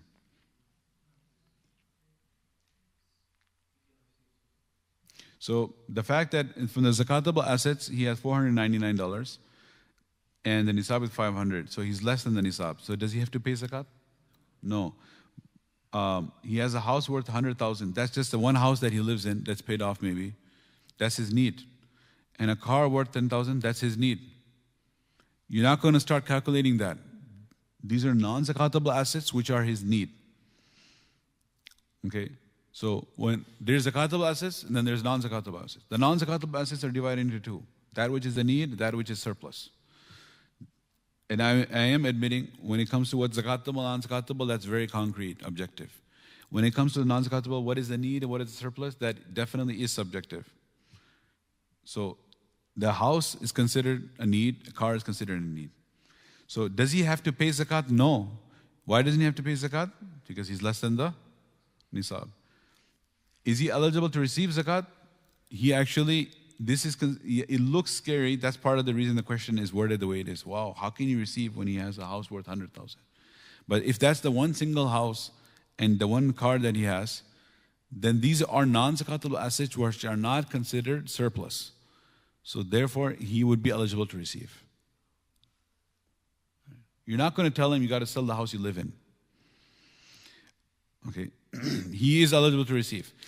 This same person, if he had two houses, then what would happen? He would not be eligible to receive. Then you would tell him sell the extra house. Is that clear? Like next one, Zayd has $100 in his bank, which is less than the nisab, a house worth 100,000, and two vacation properties, each worth 50,000. Is he liable for zakat? If yes, how much? If no, is he eligible? So this house worth 100,000, does he have to pay zakat on it? No. Two vacation properties, 50,000. Does he have to pay zakat on it? No. He doesn't have to pay zakat on it. The houses are not zakatable. They're non-zakatable assets. $100 in his bank, is that zakatable? It is, but it's less than the nisab. So does he have to pay zakat? No. But is he eligible to receive zakat? No. Because he has these additional vacational properties. So this is another scenario now. This person, he doesn't have to pay, nor can he receive. What does he need to do? He needs to sell. If he says, I don't have money to feed my kids, see, these are things I already talked about earlier. I don't have money, I only have $100, my kids are going to be starving. Then you'll tell him, you got to sell. You got to sell your vacation homes or borrow money until you sell it and then pay off the debt. But you have these two vacation properties, so we cannot give you zakat. You see the difference between these two people? The first Zayd and the second Zayd? The first Zayd, we're not going to tell him, hey, your house is worth 100,000, I'm not giving you zakat money. That's the house he lives in. He's allowed to have that. He's allowed to have the need. He has one home, he has one car. You don't calculate that value of that non-zakatable asset because it is a need. You start calculating the non-zakatable asset when it becomes surplus. Okay, here, Zayd has $250 in the bank. So this again, half of the nisab. He has a house worth 100,000, one rental property worth 50,000, and he has a total of $300 in rental income in addition to his bank balance. How much zakat will he pay? So now you have to start thinking about this. He has 250 in the bank. Is that zakatable? Yes. The house worth 100,000 is not zakatable. The rental property worth 50,000, that's again not zakatable. And the $300 in rental income that's coming in, is that zakatable? Yes. So the 300 and the 250 is 550. The 550, is it more than the nisab? Yes. So therefore, the 550 would be zakatable, 2.5% of the 550. All right? Okay, next one. Zayd has $250 in the bank. So this is less than the nisab. He has a house worth 100,000. What is that? Not zakatable. One resale property worth 50,000, meaning he bought the house with the intention of selling it. And one property for rent worth 75,000. How much zakat will he pay? So let's go back. $250 in the bank, that is zakatable. House worth 100,000 that he's living in is not zakatable. The resale property worth 50,000. He buys it with the intention of selling it. This becomes zakatable. So this 50,000 is zakatable. So 50,000, 250 so far. And a property for rent worth 75,000. Is that zakatable? No. So the zakat will be 2.5% of $50,250. 50,250.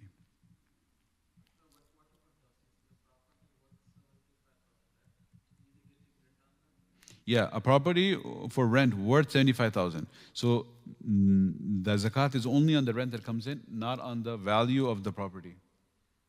Even the 75,000 will not be counted. Only he has to pay zakat. See, there are properties that a person owns that are multiple types. Property that he lives in, non-zakatable. Property that he gives out in rent, non-zakatable. Property he buys with intention of selling, zakatable. That's why we have all the three in this scenario. See, house worth 100,000, non-zakatable. Resale property, this is zakatable.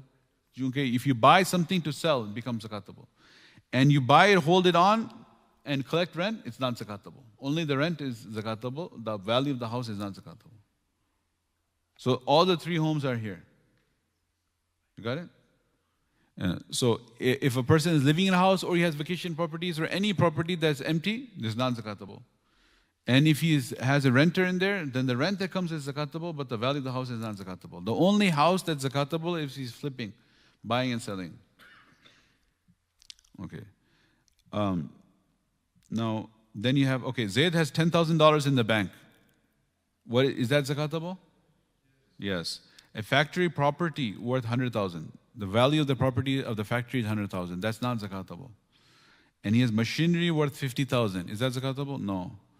Inventory worth 5,000. Is that zakatable? Yes. So he has to pay zakat on 10,500.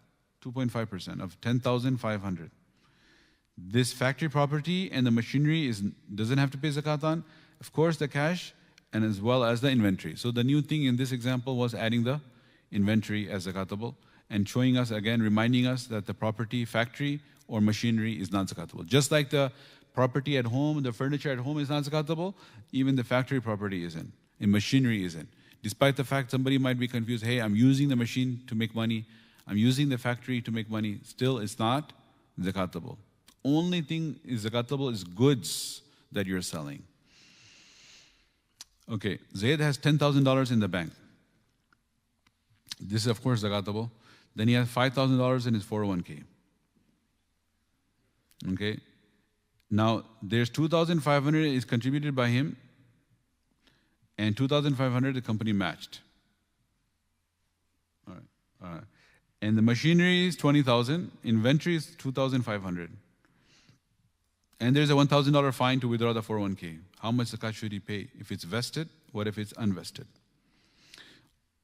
So what that means is, the 10,000 in the bank, is that zakatable? Yes. The $5,000 in his 401k. So there's two types. What's the difference between vested and unvested? Vested is yours. It's going to be with you even when you move. And unvested is the company is matching it just to keep you employed. Is the nicer way of saying it, or chaining you. Right? So that's the unvested part. So the thing is, now let's go ahead and consider it. It says both options here. Could be vested, unvested. So say it's vested. If it's vested, then the 2,500 you contribute and 2,500 company match. The whole 5,000 is zakatable. If it's unvested, then what you contributed 2,500 is zakatable. What the company is matching 2,500 is not zakatable. The machinery worth 20,000, non-zakatable. Inventory worth 2,500, zakatable. And the $1,000 fine is not relevant. That's just to throw you off, right? So what do you have? 10,000 plus 5,000, 15 plus inventory, 17,500. 17,500 if it is vested. And minus this 2,500 becomes 15,000 if it is unvested. Right? So, I believe this is the last page. Yeah, this is the last page of questions. Then we'll just look at the calculator and we'll end the session. So, then Zayd has $400 in the bank. Is this less than the nisab or more than the nisab? Less. So there's not zakatable. And his wife has $40,000, mashallah, in gold and silver. How much zakat is it binding on him to pay? It's not farad on him to pay anything. It is ethically, morally, he can support his wife by helping her pay the zakat. For $40,000, the zakat is going to be $1,000. He doesn't even have it. 2.5% is 1/40th, right? So it'd be 1,000 out of 40,000. So he doesn't have to. How much zakat should he, not she? He doesn't have to pay anything. It's not farad on him. Okay? So the point of this example is to remind us that it is permissible to help pay the spouse's zakat, but not farad. It's not only permissible, I would say, recommended to help each other out, that's fine. Zainab has $10,000 in the bank in gold that she wears worth $50,000, silver that she does not wear worth $500, and diamonds worth $30,000. How much zakat should she pay? So $10,000 in the bank, that's a no-brainer. That's 100%. What's that? Zakatable. Gold she wears is $50,000. Is that zakatable? Yeah, even though she wears it. And silver she does not wear is $500. Is that zakatable? Still zakatable. So when you have gold and silver, whether you wear it or don't wear it, whether it's jewelry or coins, in any form or shape, it is zakatable. Diamonds that are $30,000, they're non-zakatable. So she has to pay for 10 plus 50, 60 plus 500. $60,500 is zakatable. 2.5% of that. So these examples are very helpful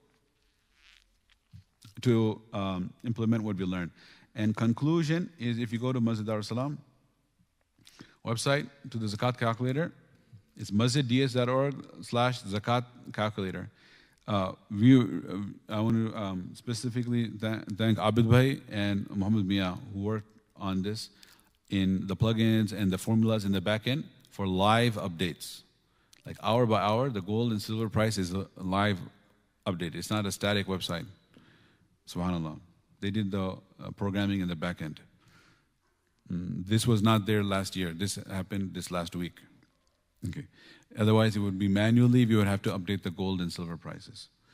So this zakat calculator has been designed by the Muftis of Dar es Salaam Seminary.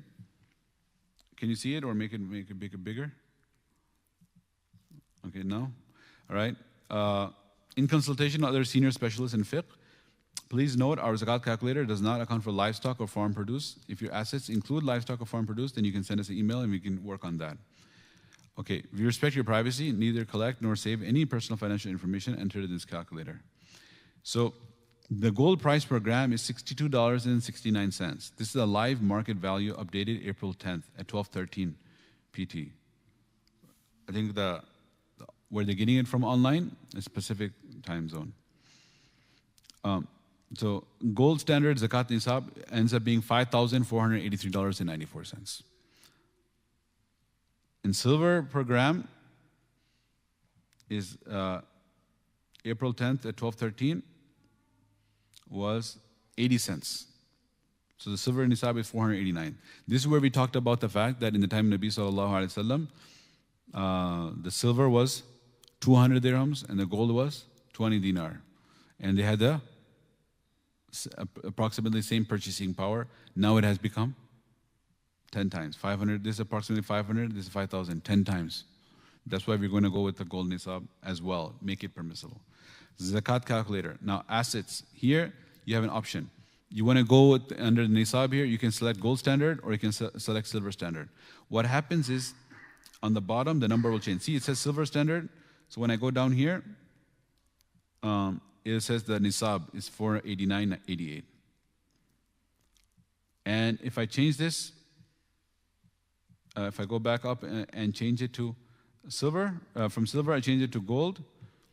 Now when I go down to the, in the calculator, when I go down,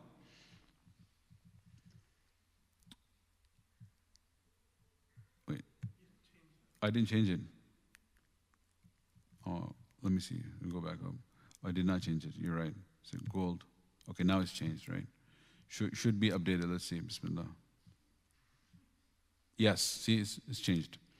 It says here, zakat will only be farad if the total zakatul amount reaches the nisab stipulated by our Prophet ﷺ or exceeds it. The value given above is based on the gold price. Okay, so this is what we're working on. Now, so you start filling it up, the blanks. Cash, you put in here the cash that you have on hand. All right, so that's all the accounts, savings, checkings, cash at home, whatever. Oh, this is cash on hand. This is cash in the form of like notes. Then balance held in bank accounts, checking, savings, business. You add that, right? Then you have resale value of shares. You want to start adding real numbers? Let's just add. So if somebody has, like, for example, $500 in cash, then he has balance in accounts. MashaAllah, he has $5,000 in his account. Resale value of shares, stocks and mutual funds, whatever, the resale value of the shares, he has $3,000.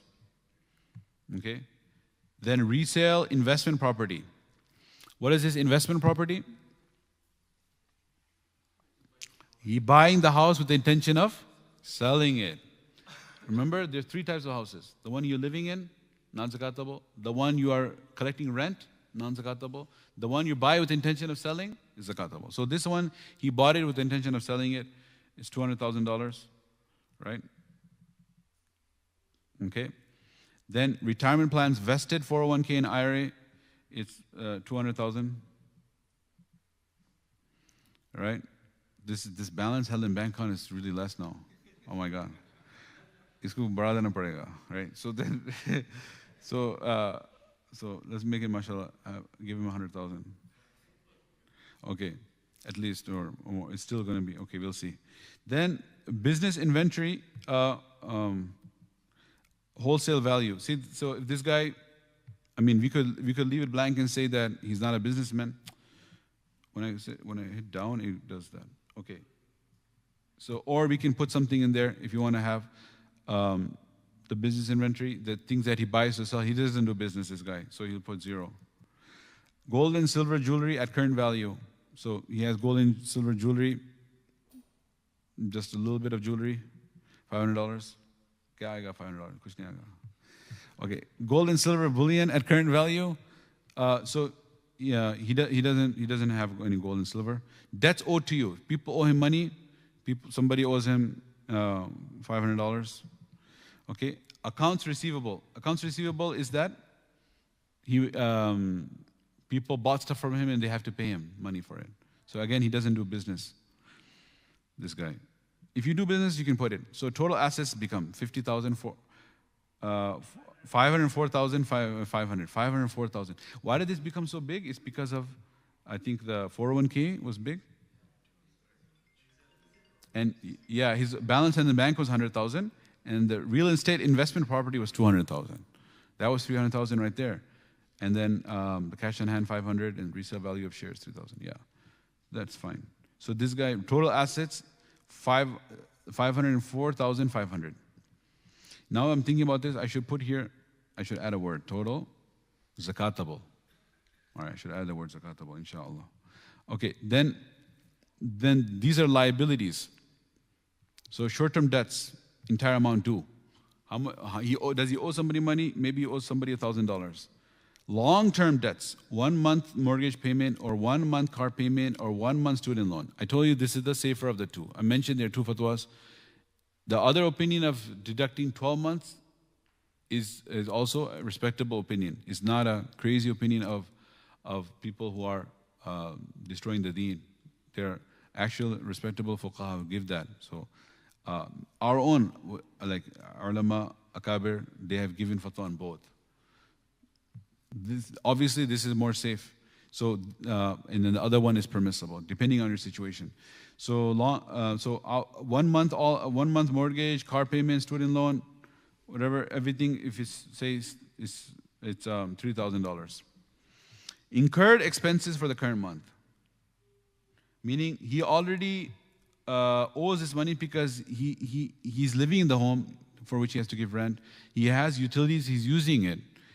He's using what utilities? The gas, electricity, he's using it. And credit card bills of this month, right? So if these month, so you can add that as a deduction. What else can he deduct? Wages due to others. Remember, if he's an employer, he owes people money. Then, if he owes this person, say he has no employees.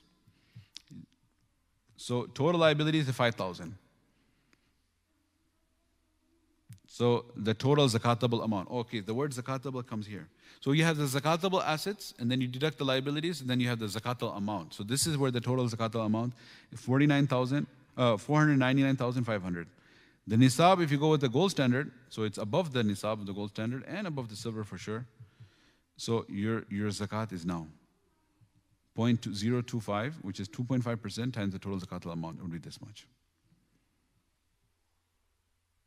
12,487.5. Now, okay. So the thing is, this is how, alhamdulillah, the zakat calculator works. Of course, we have click on the button below to donate zakat. Of course, we have a zakat eligible fund here. There's no reason not to mention it at this occasion. That we have zakat. We'll use it only for poor indigenous students who qualify, who do not have the nisab. They have to fill out a form here in which they tick off the boxes to say that we are zakat eligible, we do not have gold, we do not have silver, we are not in a position of nisab. You go through the whole process of vetting them, and then you will be discharging your fard obligation, plus you will receive the reward of sponsoring Islamic scholarship. During this time when there's corruption and mass ignorance, we will not use it directly for any of the other expenses. And do remember that if you pay by credit card, you have to add 3% to cover the credit card processing fees. And if you send via Zelle, you don't. This is not only for Dar Islam, anywhere else. If you are giving your zakat through credit card, then MasterCard and Visa, they are not zakat eligible. So a portion of the zakat money is going to be going to the credit card companies. All right? So the needy recipient will not be receiving 100% of your zakat funds. Just to give you an idea about the need here, about 70 students we have who are zakat eligible. So their tuition is $8,000 a year. Their housing is $3,600 a year. It's really minimal. How is the housing so less? Because they pay like $300 when they share apartments. So every student has $300 or $350 per month. And 4 of them live together in one apartment. So if the apartment rent is, $1,400, $1,300, $1,200, they divide it up like that. So that's why housing is only $3,600 a year. Food is $3,300 a year. We have a meal plan with a caterer that they bring the food. So these are the zakatable needs here as well. So we urge you to give, if not all, a portion of your zakat to the scholarship fund, inshallah. I hope that clears up all the questions that we have. So this is a very, very handy tool, which would cover everything. We put a lot of thought and a lot of consultation with different fiqh specialists to come up with this. May Allah subhanahu wa ta'ala make it easy for us to discharge this obligation in the correct manner. Any questions, inshallah? Ji.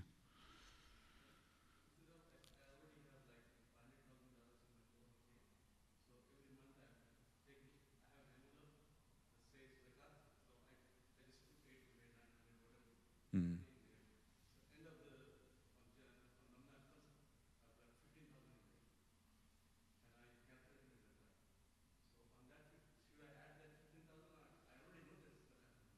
Mm-hmm. No, so if you have separated zakat money every month and put it aside to make it easy for you to be able to pay it when it's a huge sum, then there's no zakat money on the money that has been separated for zakat. There's no zakat money. You don't have to add that in your zakatable amount. So the question basically for those who are listening online is there's an individual who will have a big, I don't want to call it a bill, but a big zakat payment due in Ramadan. So if he takes out some money every month and puts it aside so that it could be easy for him to discharge the zakat money in Ramadan, then that money that's on the side, that would not be zakatable. So for example, if a person, mashallah, he over the 12 months, he takes out $500 on the side for his zakat every month. So he has $6,000 he has put aside. When he calculates his zakat, he will not have to include that 6,000 in his zakatable assets because that's already determined to be given away in zakat. Right. Any other question? Alhamdulillah. Yes. Question: if someone has like less than a salary, like cash, like $4,000, but then they're foolishly spending their salary of 100K on like vacations and whatnot, They're what? they're foolishly spending Oh. their money on vacations. Mm. Shouldn't they still be responsible to pay zakat? Yeah. So the question is, if somebody has, right, if somebody has less than the nisab, and if they ended up, please, can we, if you need to discuss, you can please proceed outside, unless you have a question because it's disturbing the others. Yeah. So there's a question here, inshallah, that if somebody has less than the nisab, less than $5,000, but they were using their money in other things that are not necessary, like they spend a lot of money on vacations or on other luxury items, and they ended up spending it. So now they have less than the nisab. Um, should they still give zakat? So, yeah. So I mean, they can always give sadaqah. It is permissible and it's acceptable and it's rewarding for everyone to give sadaqah. But the fact is, if they're saving at the zakat due date is less than the nisab, they just don't have the money now, then it's not fard on them to give. Now, all of those luxury things that they bought, if they're like a vacation that's already gone, it's spent, there's nothing tangible left with you. But if there's luxury, not surplus items lying around home, surplus cars, surplus homes, then they definitely will not be eligible to receive. They will not be eligible to receive zakat. They can't say, I'm less than the nisab, so therefore give me zakat money. Stand in line and receive zakat money. But just the fact of the matter is, technically, since they don't have a nisab, then it's not farad on them to give. Yes? Is there anything wrong with like embellishing, like making it so that you end up paying more zakat? So like you round up, right? So say your bank account is like 4,000, you say, okay, count it as 5,000. If somebody rounds up their assets to give more zakat, that's definitely permissible. Then what is the true zakat would be zakat, and beyond that would be considered sadaqah and would be rewarding. Ji. Samne, then I'll do the back one. Ji. You want him for, okay, Ji, batai.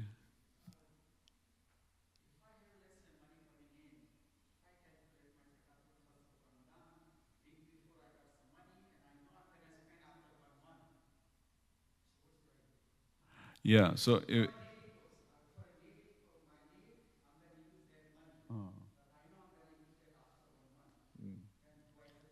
yeah, so basically, if before the zakat due date, like a week before, somebody received a lot of money, and their intention is that they will be spending it after 1 month for their own need as well. But right now, it's in the cash form. On their due date, it's in their cash form, in their account, in Ramadan. So they would have to give zakat on it, unless they're going to be spending it that same month. If there's any bill that is due this month, they could deduct it.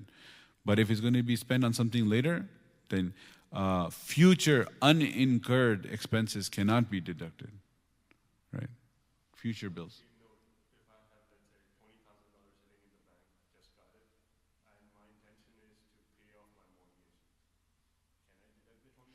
Yeah, if you have $20,000 just came into your account and your intention is that's it, I want to pay off this debt, my mortgage, then you can deduct it.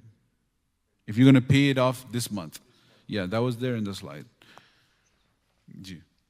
This is regarding about eligible recipients overseas. You have been there, you see the condition, and you think they are eligible, and then you started paying the zakat from here to them. And the people who are living locally, they give the news that, oh man, you are sending the zakat, that person is rich, he's not eligible for zakat. And then you go back and ask this patient, hey, why we came to know about this? And that person says, no, I'm eligible.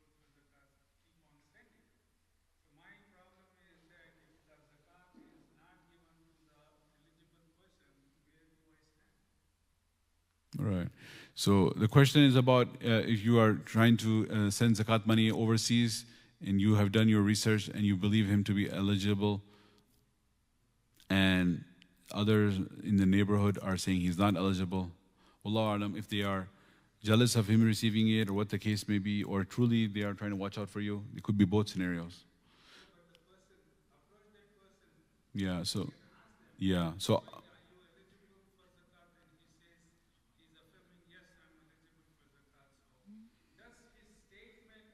yeah, so your responsibility is to do the research, and if you go to the individual and you clearly explain to that individual that,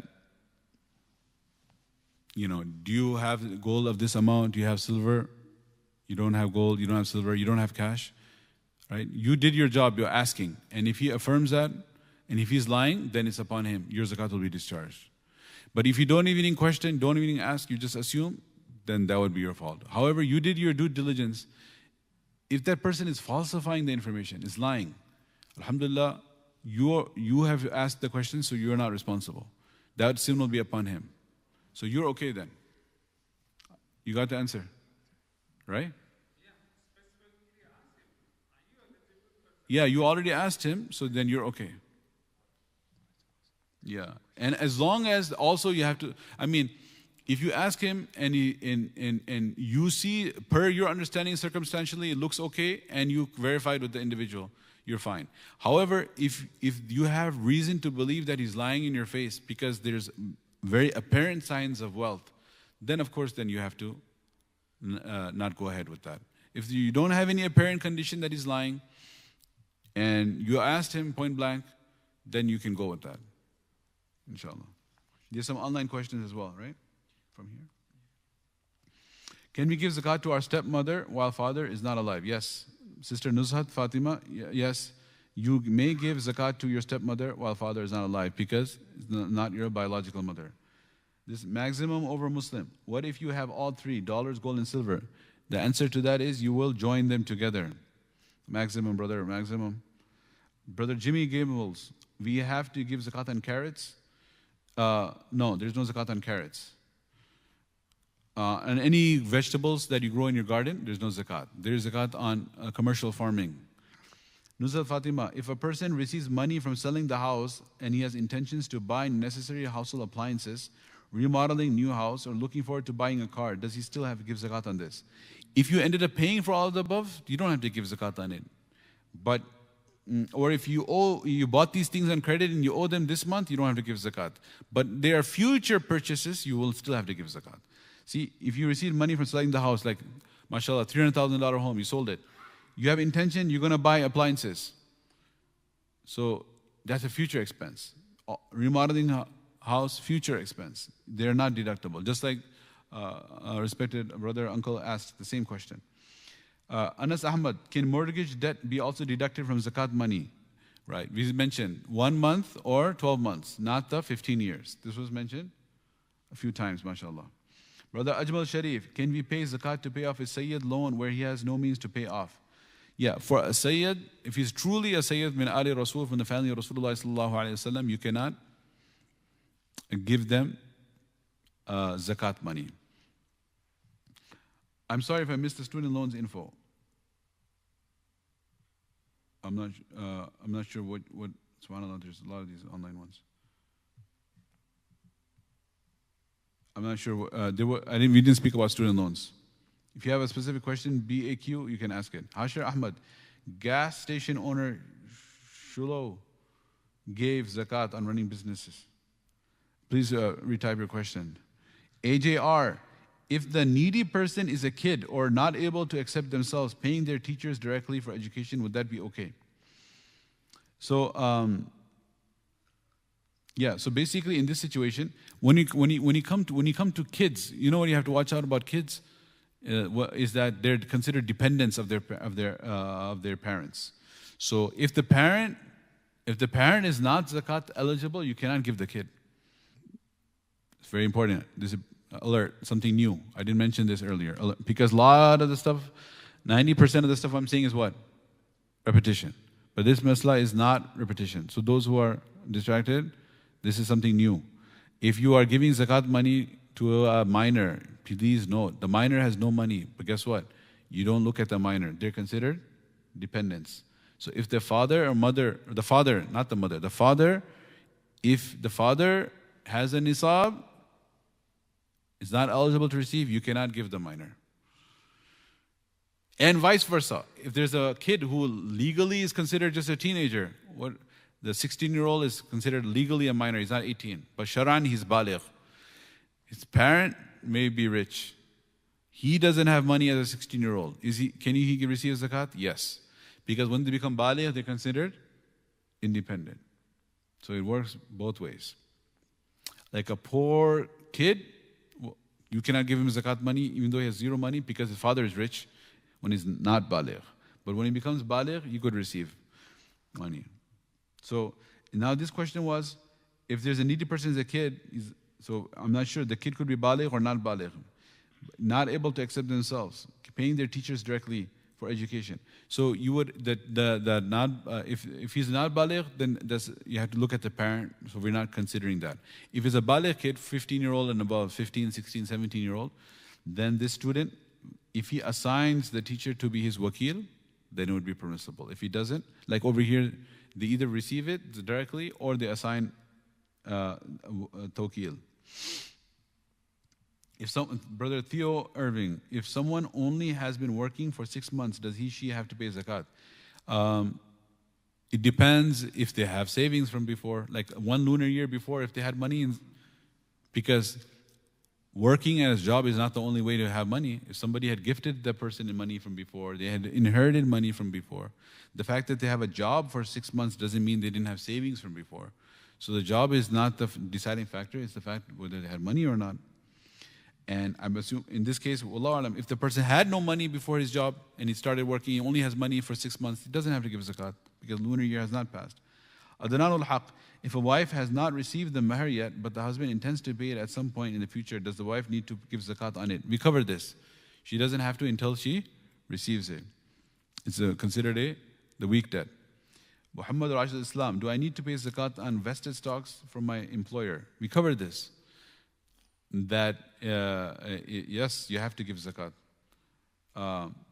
Jimmy Gambles, do we have to pay zakat for 24 carats? I think he's referring to 24 karat gold or 24 carats. I'm not sure what he's talking about. If it's 24 karat gold, of course, 24 karat, 22 karat, every carat. If there's 24 carats in your garden, you don't have to. Okay, I'm respecting your question, Jimmy. I'm just confused. Okay, BMW 325IA. Was I correct to calculate my bank account balance where I used to average my last 12 months balance? You don't have to average the last 12 months. You have to just give it based on the balance on your due date. You don't have to average it. So it could be correct, could be incorrect, depending on how your averages work. If your averages work that is higher than your due date, then you're in plus. You have zakat plus sadaqah. If your average ended up being less, then you have to pay what's due. Muhammad Rashid al-Islam.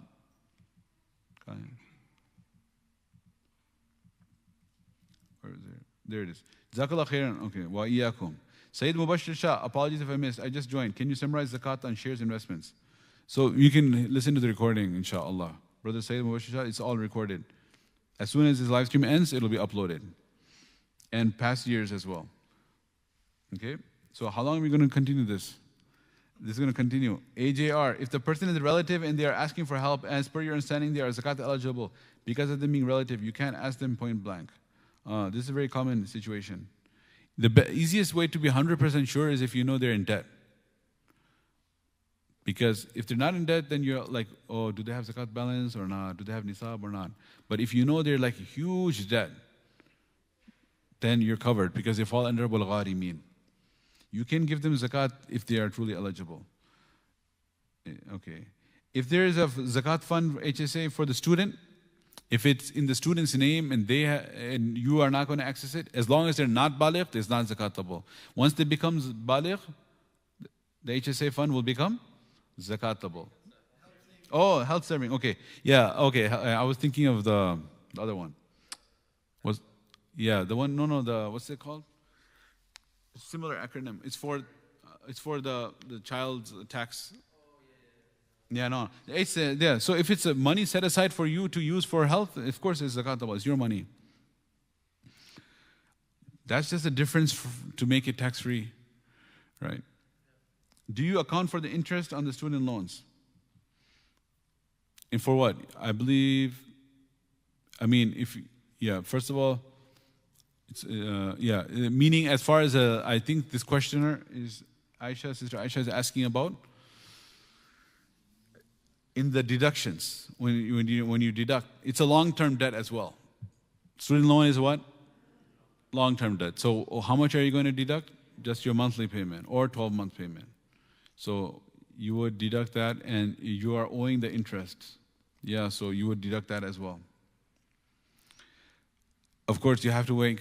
I just don't want to pass by it without saying, of course, that we should make a lot of istighfar and seek Allah's forgiveness for getting involved in that and not being able to pay it off, and ask Allah's help to pay it off, to lessen the interest. And as you mentioned, don't go on vacations, don't buy luxury items, get this debt off as fast as possible. So I'm going to have to stop taking questions at this point. So please forgive me for that. I'll try to just get through those that are here. So the remaining questions you can always ask on our website. We have an opportunity for you to email your questions, and our muftis can get back, inshallah, in due time. Najmuddin Saqib, if you have gold and silver but not enough money in the bank, is zakat mandatory? What's the answer to that? If your gold and silver is what? More than the nisab, then you have to give zakat on it. Even if you don't have cash, then you can sell some gold and silver. Young kid is not baligh and parents are very poor, can I pay their teacher directly? No, if the parents are also very poor, then you can ask the parent that, do you assign the teacher to accept the zakat money on behalf of your son? If they make the teacher the wakil, then you can pay the teacher directly. Abdul Rahman, money put aside for kids as savings to use up in the future. Does parents pay zakat on their money until the kids become baligh? Look, if the money is put aside and it's your money and you just allocated it for the kid, you still have to pay zakat on it. If you transfer the money from your ownership into the kid's account, so it's even if it's a joint account, but you consider that this is the child's money. Or even if it's not in the account, even if it's in your home, like the mother has a jewelry, she says, this gold is for this daughter. That's it. It's ownership of the daughter. Then it's not zakatable until the child becomes baligh. Once the child becomes baligh, it becomes zakatable with their niyyah. Let me just finish these online, then I'll come to on-site. Badiha Mirza, if you buy an investment property for 100,000, but financed it with only $5,000 down, do you have to pay zakat on the whole 100,000? Or because the debt will be paid within 1 year, do you not have to? Yeah, so these are two different things. You have to pay zakat on the value of the investment property, so the whole investment property value will be there. But then when you have your deduction side, you will deduct the what? Your 1 year payments.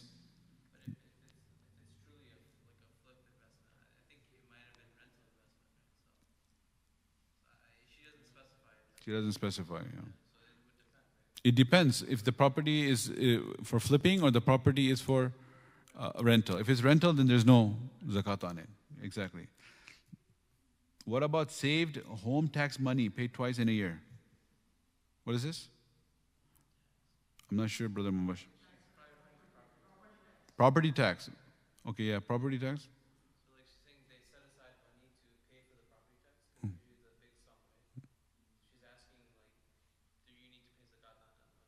Okay, this is Brother Mubashir. Yeah, so if the money is earmarked for property tax, yeah, property tax is twice a year, so that's what they're talking about. Yeah, in that case, okay, look, if the property tax is coming up in this month of Ramadan, then you can deduct it. If it's going to be in the future, you cannot deduct it. Same thing. Jazakullahu Khairun for the online questioners. And the remaining online questions can be sent through the email to the office, inshallah. Yes, and the on-site few ones, and then we wrap up with the final dua. You mentioned that the transfer of ownership has to happen either to the person or an agent. If we give money to an organization here, that needy person, say in Pakistan, doesn't know that that's their agent, is that okay? Yeah, so the question was that when you give zakat money, you have to give it to the needy person or the agent. So he was asking about giving it to an organization here that's giving it to a poor person. This organization here is not the agent of the recipient. This organization is the agent of the giver. The organization is the agent of the giver. So zakat is not discharged until that organization either gives it to the needy person directly or gives it to the agent of the needy person. The organization is the agent of the giver. If it stays in the organization's account, the zakat is not discharged until they disperse it. Yes. It's just like you took your money from your right hand, put it in your left hand. Because the organization is your agent of the giver, not agent of the recipient. Yeah, like I this year I just kept to the stuff. I didn't go in long details which I used to in the past because it used to become 5 hours, 4.5 hour seminar. You know that. So I would give the whole story about the car lot. Car lot is alhamdulillah under contract since yesterday. Yeah, alhamdulillah. We're trying the car lot next door. So we all need all your support. Yesterday we signed the contract to purchase it, inshallah. Those who are listening online as well, Mubarak that for the masjid is going to be buying the car lot in the Qibla direction. Now, in the car lot, I used to always give the example is that if somebody is buying a car, okay, so they're sitting in the office making the deal. He went to the test drive and saw the car. Now he's sitting making the deal. The seller did not hand him over the keys yet. And there's a hailstorm and the car gets destroyed. So whose car was lost, the buyer or the seller? The seller. If the buyer takes the key and he sits in the car, turns it on, and when he's going into North Avenue, someone semi hits him, and his car is destroyed. So whose car was destroyed? Sellers or buyers? Buyers. So that means that when the buyer takes possession of the car, it enters into his milkiyat, and we can determine that with the case scenario presented. Now, third question is, if the buyer is very busy businessman, and he says his son, he says, Berta, you go take this money, pay the check, and buy the car. Bring it home. Whose check is it? The dad's check. The son is the agent of the dad. So the son goes, he gives the check, he gets the key. He goes on to North Avenue and he gets hit. The question is it the buyer's loss or the seller's loss? Buyers. Why is it the buyer's loss? Because just like when the buyer takes possession, equivalent is when his agent takes possession. So the possession of the agent and the possession of the principal is the same. So likewise, in receiving zakat, if the eligible person receives the zakat or the agent of the eligible person receives the zakat will be discharged in both accounts. Do you understand? Mm.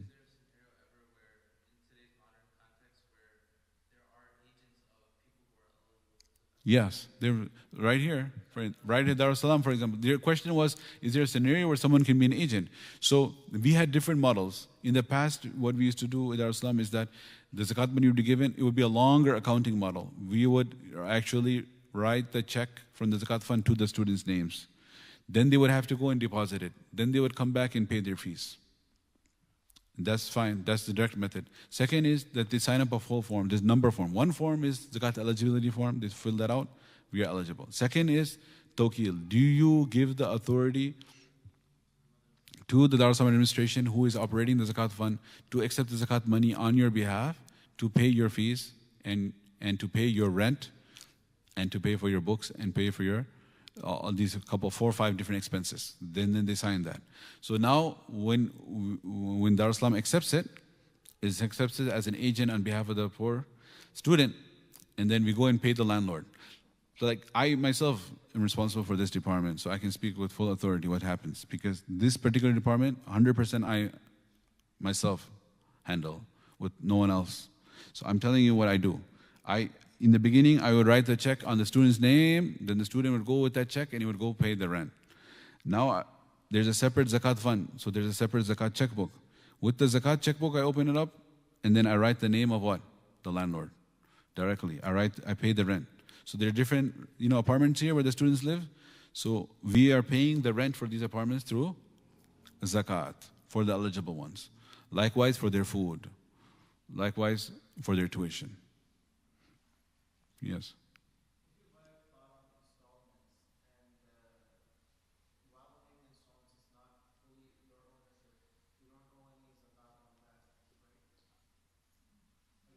No. If you're buying a plot on installments and you haven't paid it fully off, do you owe zakat on it or not? That's the question.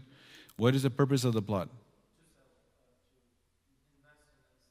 Yeah. So if it's not active, if you're not actively selling it, it's not zakatable.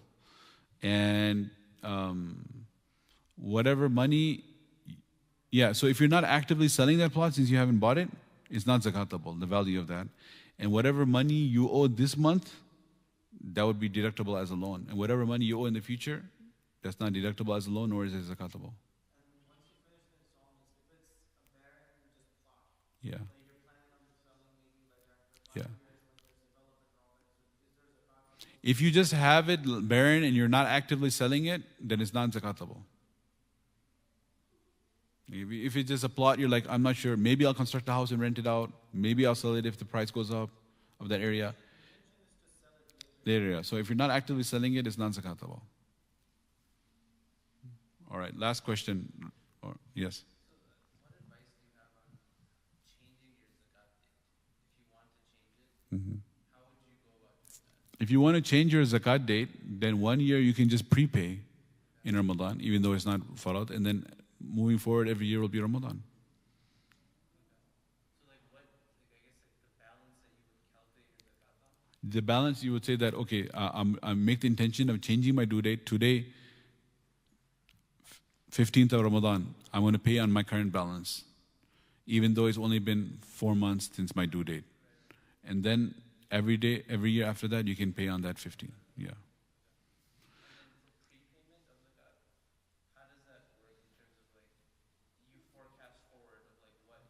Futures, huh? Future zakatable asset will be, or zakatable amount will be on the day of your due date, and then you prepay that essentially, right? Yeah, I don't know if you covered that. no, you can't prepay.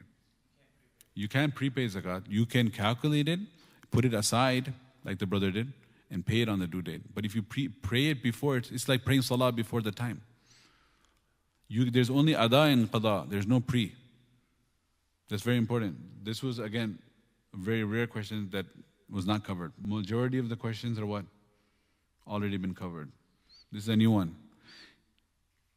In salah, there's ada and there's qada, right? So, like, you can pray Zohar now is Zohar time, it's ada. If you slept through Fajr, you can make Fajr qada. Can you pray Asr now? Maghrib now? Isha? You can't prepay. So likewise, you can separate the zakat money. You cannot discharge the zakat before it's due. Like Bhai Sahib did, Ayas Bhai, he put it aside. Then when it's due, he gives it. That's fine. Yeah. Someone's in dire need at that time, and you know you have that money set aside. Rather than discharge it, if you gave it to them. If somebody's in dire need and you have money set aside, then that's sadaqah. But on your due date, whatever is due on that date, you cannot deduct that from that. Because zakat becomes due on the due date. You can do post due date, like it was due on the due date was you had to give $5,000 zakat, but you didn't give it. Then later when somebody comes with need, you can give it. You can do qada. How can you pay it before it's farad? If you have passed, I'm sure a lot of people were not calculating it properly. So if they owe zakat from before, they can be past zakat due. It can be qada. So that means this year's zakat I've already paid, right? I don't know if you've paid or not. Just giving you the example, right? I've already paid, for example. And then I know, like a couple of days later, somebody's in need of the money, and I know I will be paying zakat next year. Cannot prepay my zakat. Yeah. You can give sadaqah now, but you cannot pay the zakat that's not even due yet. You pay now and then you want to deduct it when it's due, you can't do that. You can definitely pay and you should pay if they're needy and if you can afford to pay, or you can help others raise money to pay for the needy person. I'm not telling you don't pay the needy person. All I'm saying is go ahead, pay it, but don't deduct it from the zakat that's due later. This is a very good question. I don't recall this was being asked in the past. Yeah. There are so many different aspects that will not come in my mind until the question is asked, right? Like this is, yeah, go ahead. But does it make sense? Just look at salah, for example. Like fasting, even fasting, Salat, Zakat, same thing. You fast now, If you missed it because of safar or sickness, you can make qada. Or ghaflat and jahalat, or your parents said, beta, exam it, don't take the roza. Or you're a sports athlete and you thought, no, I can't, I have a meet and I'm a track and running. Whatever, you didn't fast. Or women in hayd did not fast. So what do? You make qada. If a woman says, next year in Ramadan, 7 days, I'm going to have a period, so I'm going to make qada before Ramadan. Or I will be traveling. Next year I'm planning to travel, so I will be traveling, I'll make the qada now. I'll do the fast, and then when I'm traveling, I don't have to fast. You can't do that, right? Can you do that? I guess financially people have that mindset that they can prepay things. I think I was confused because when you, like, I remember hearing in fatwa works that you can set aside zakat. Yes, setting aside zakat is different, and discharging it and deducting it from the due date is different. Inshallah. All right. Jazakumullahu khair. Subhanallah bihamdihi, subhanakallahumma bihamdika, ashhadu an la ilaha illa anta, astaghfiruka wa atubu ilayk.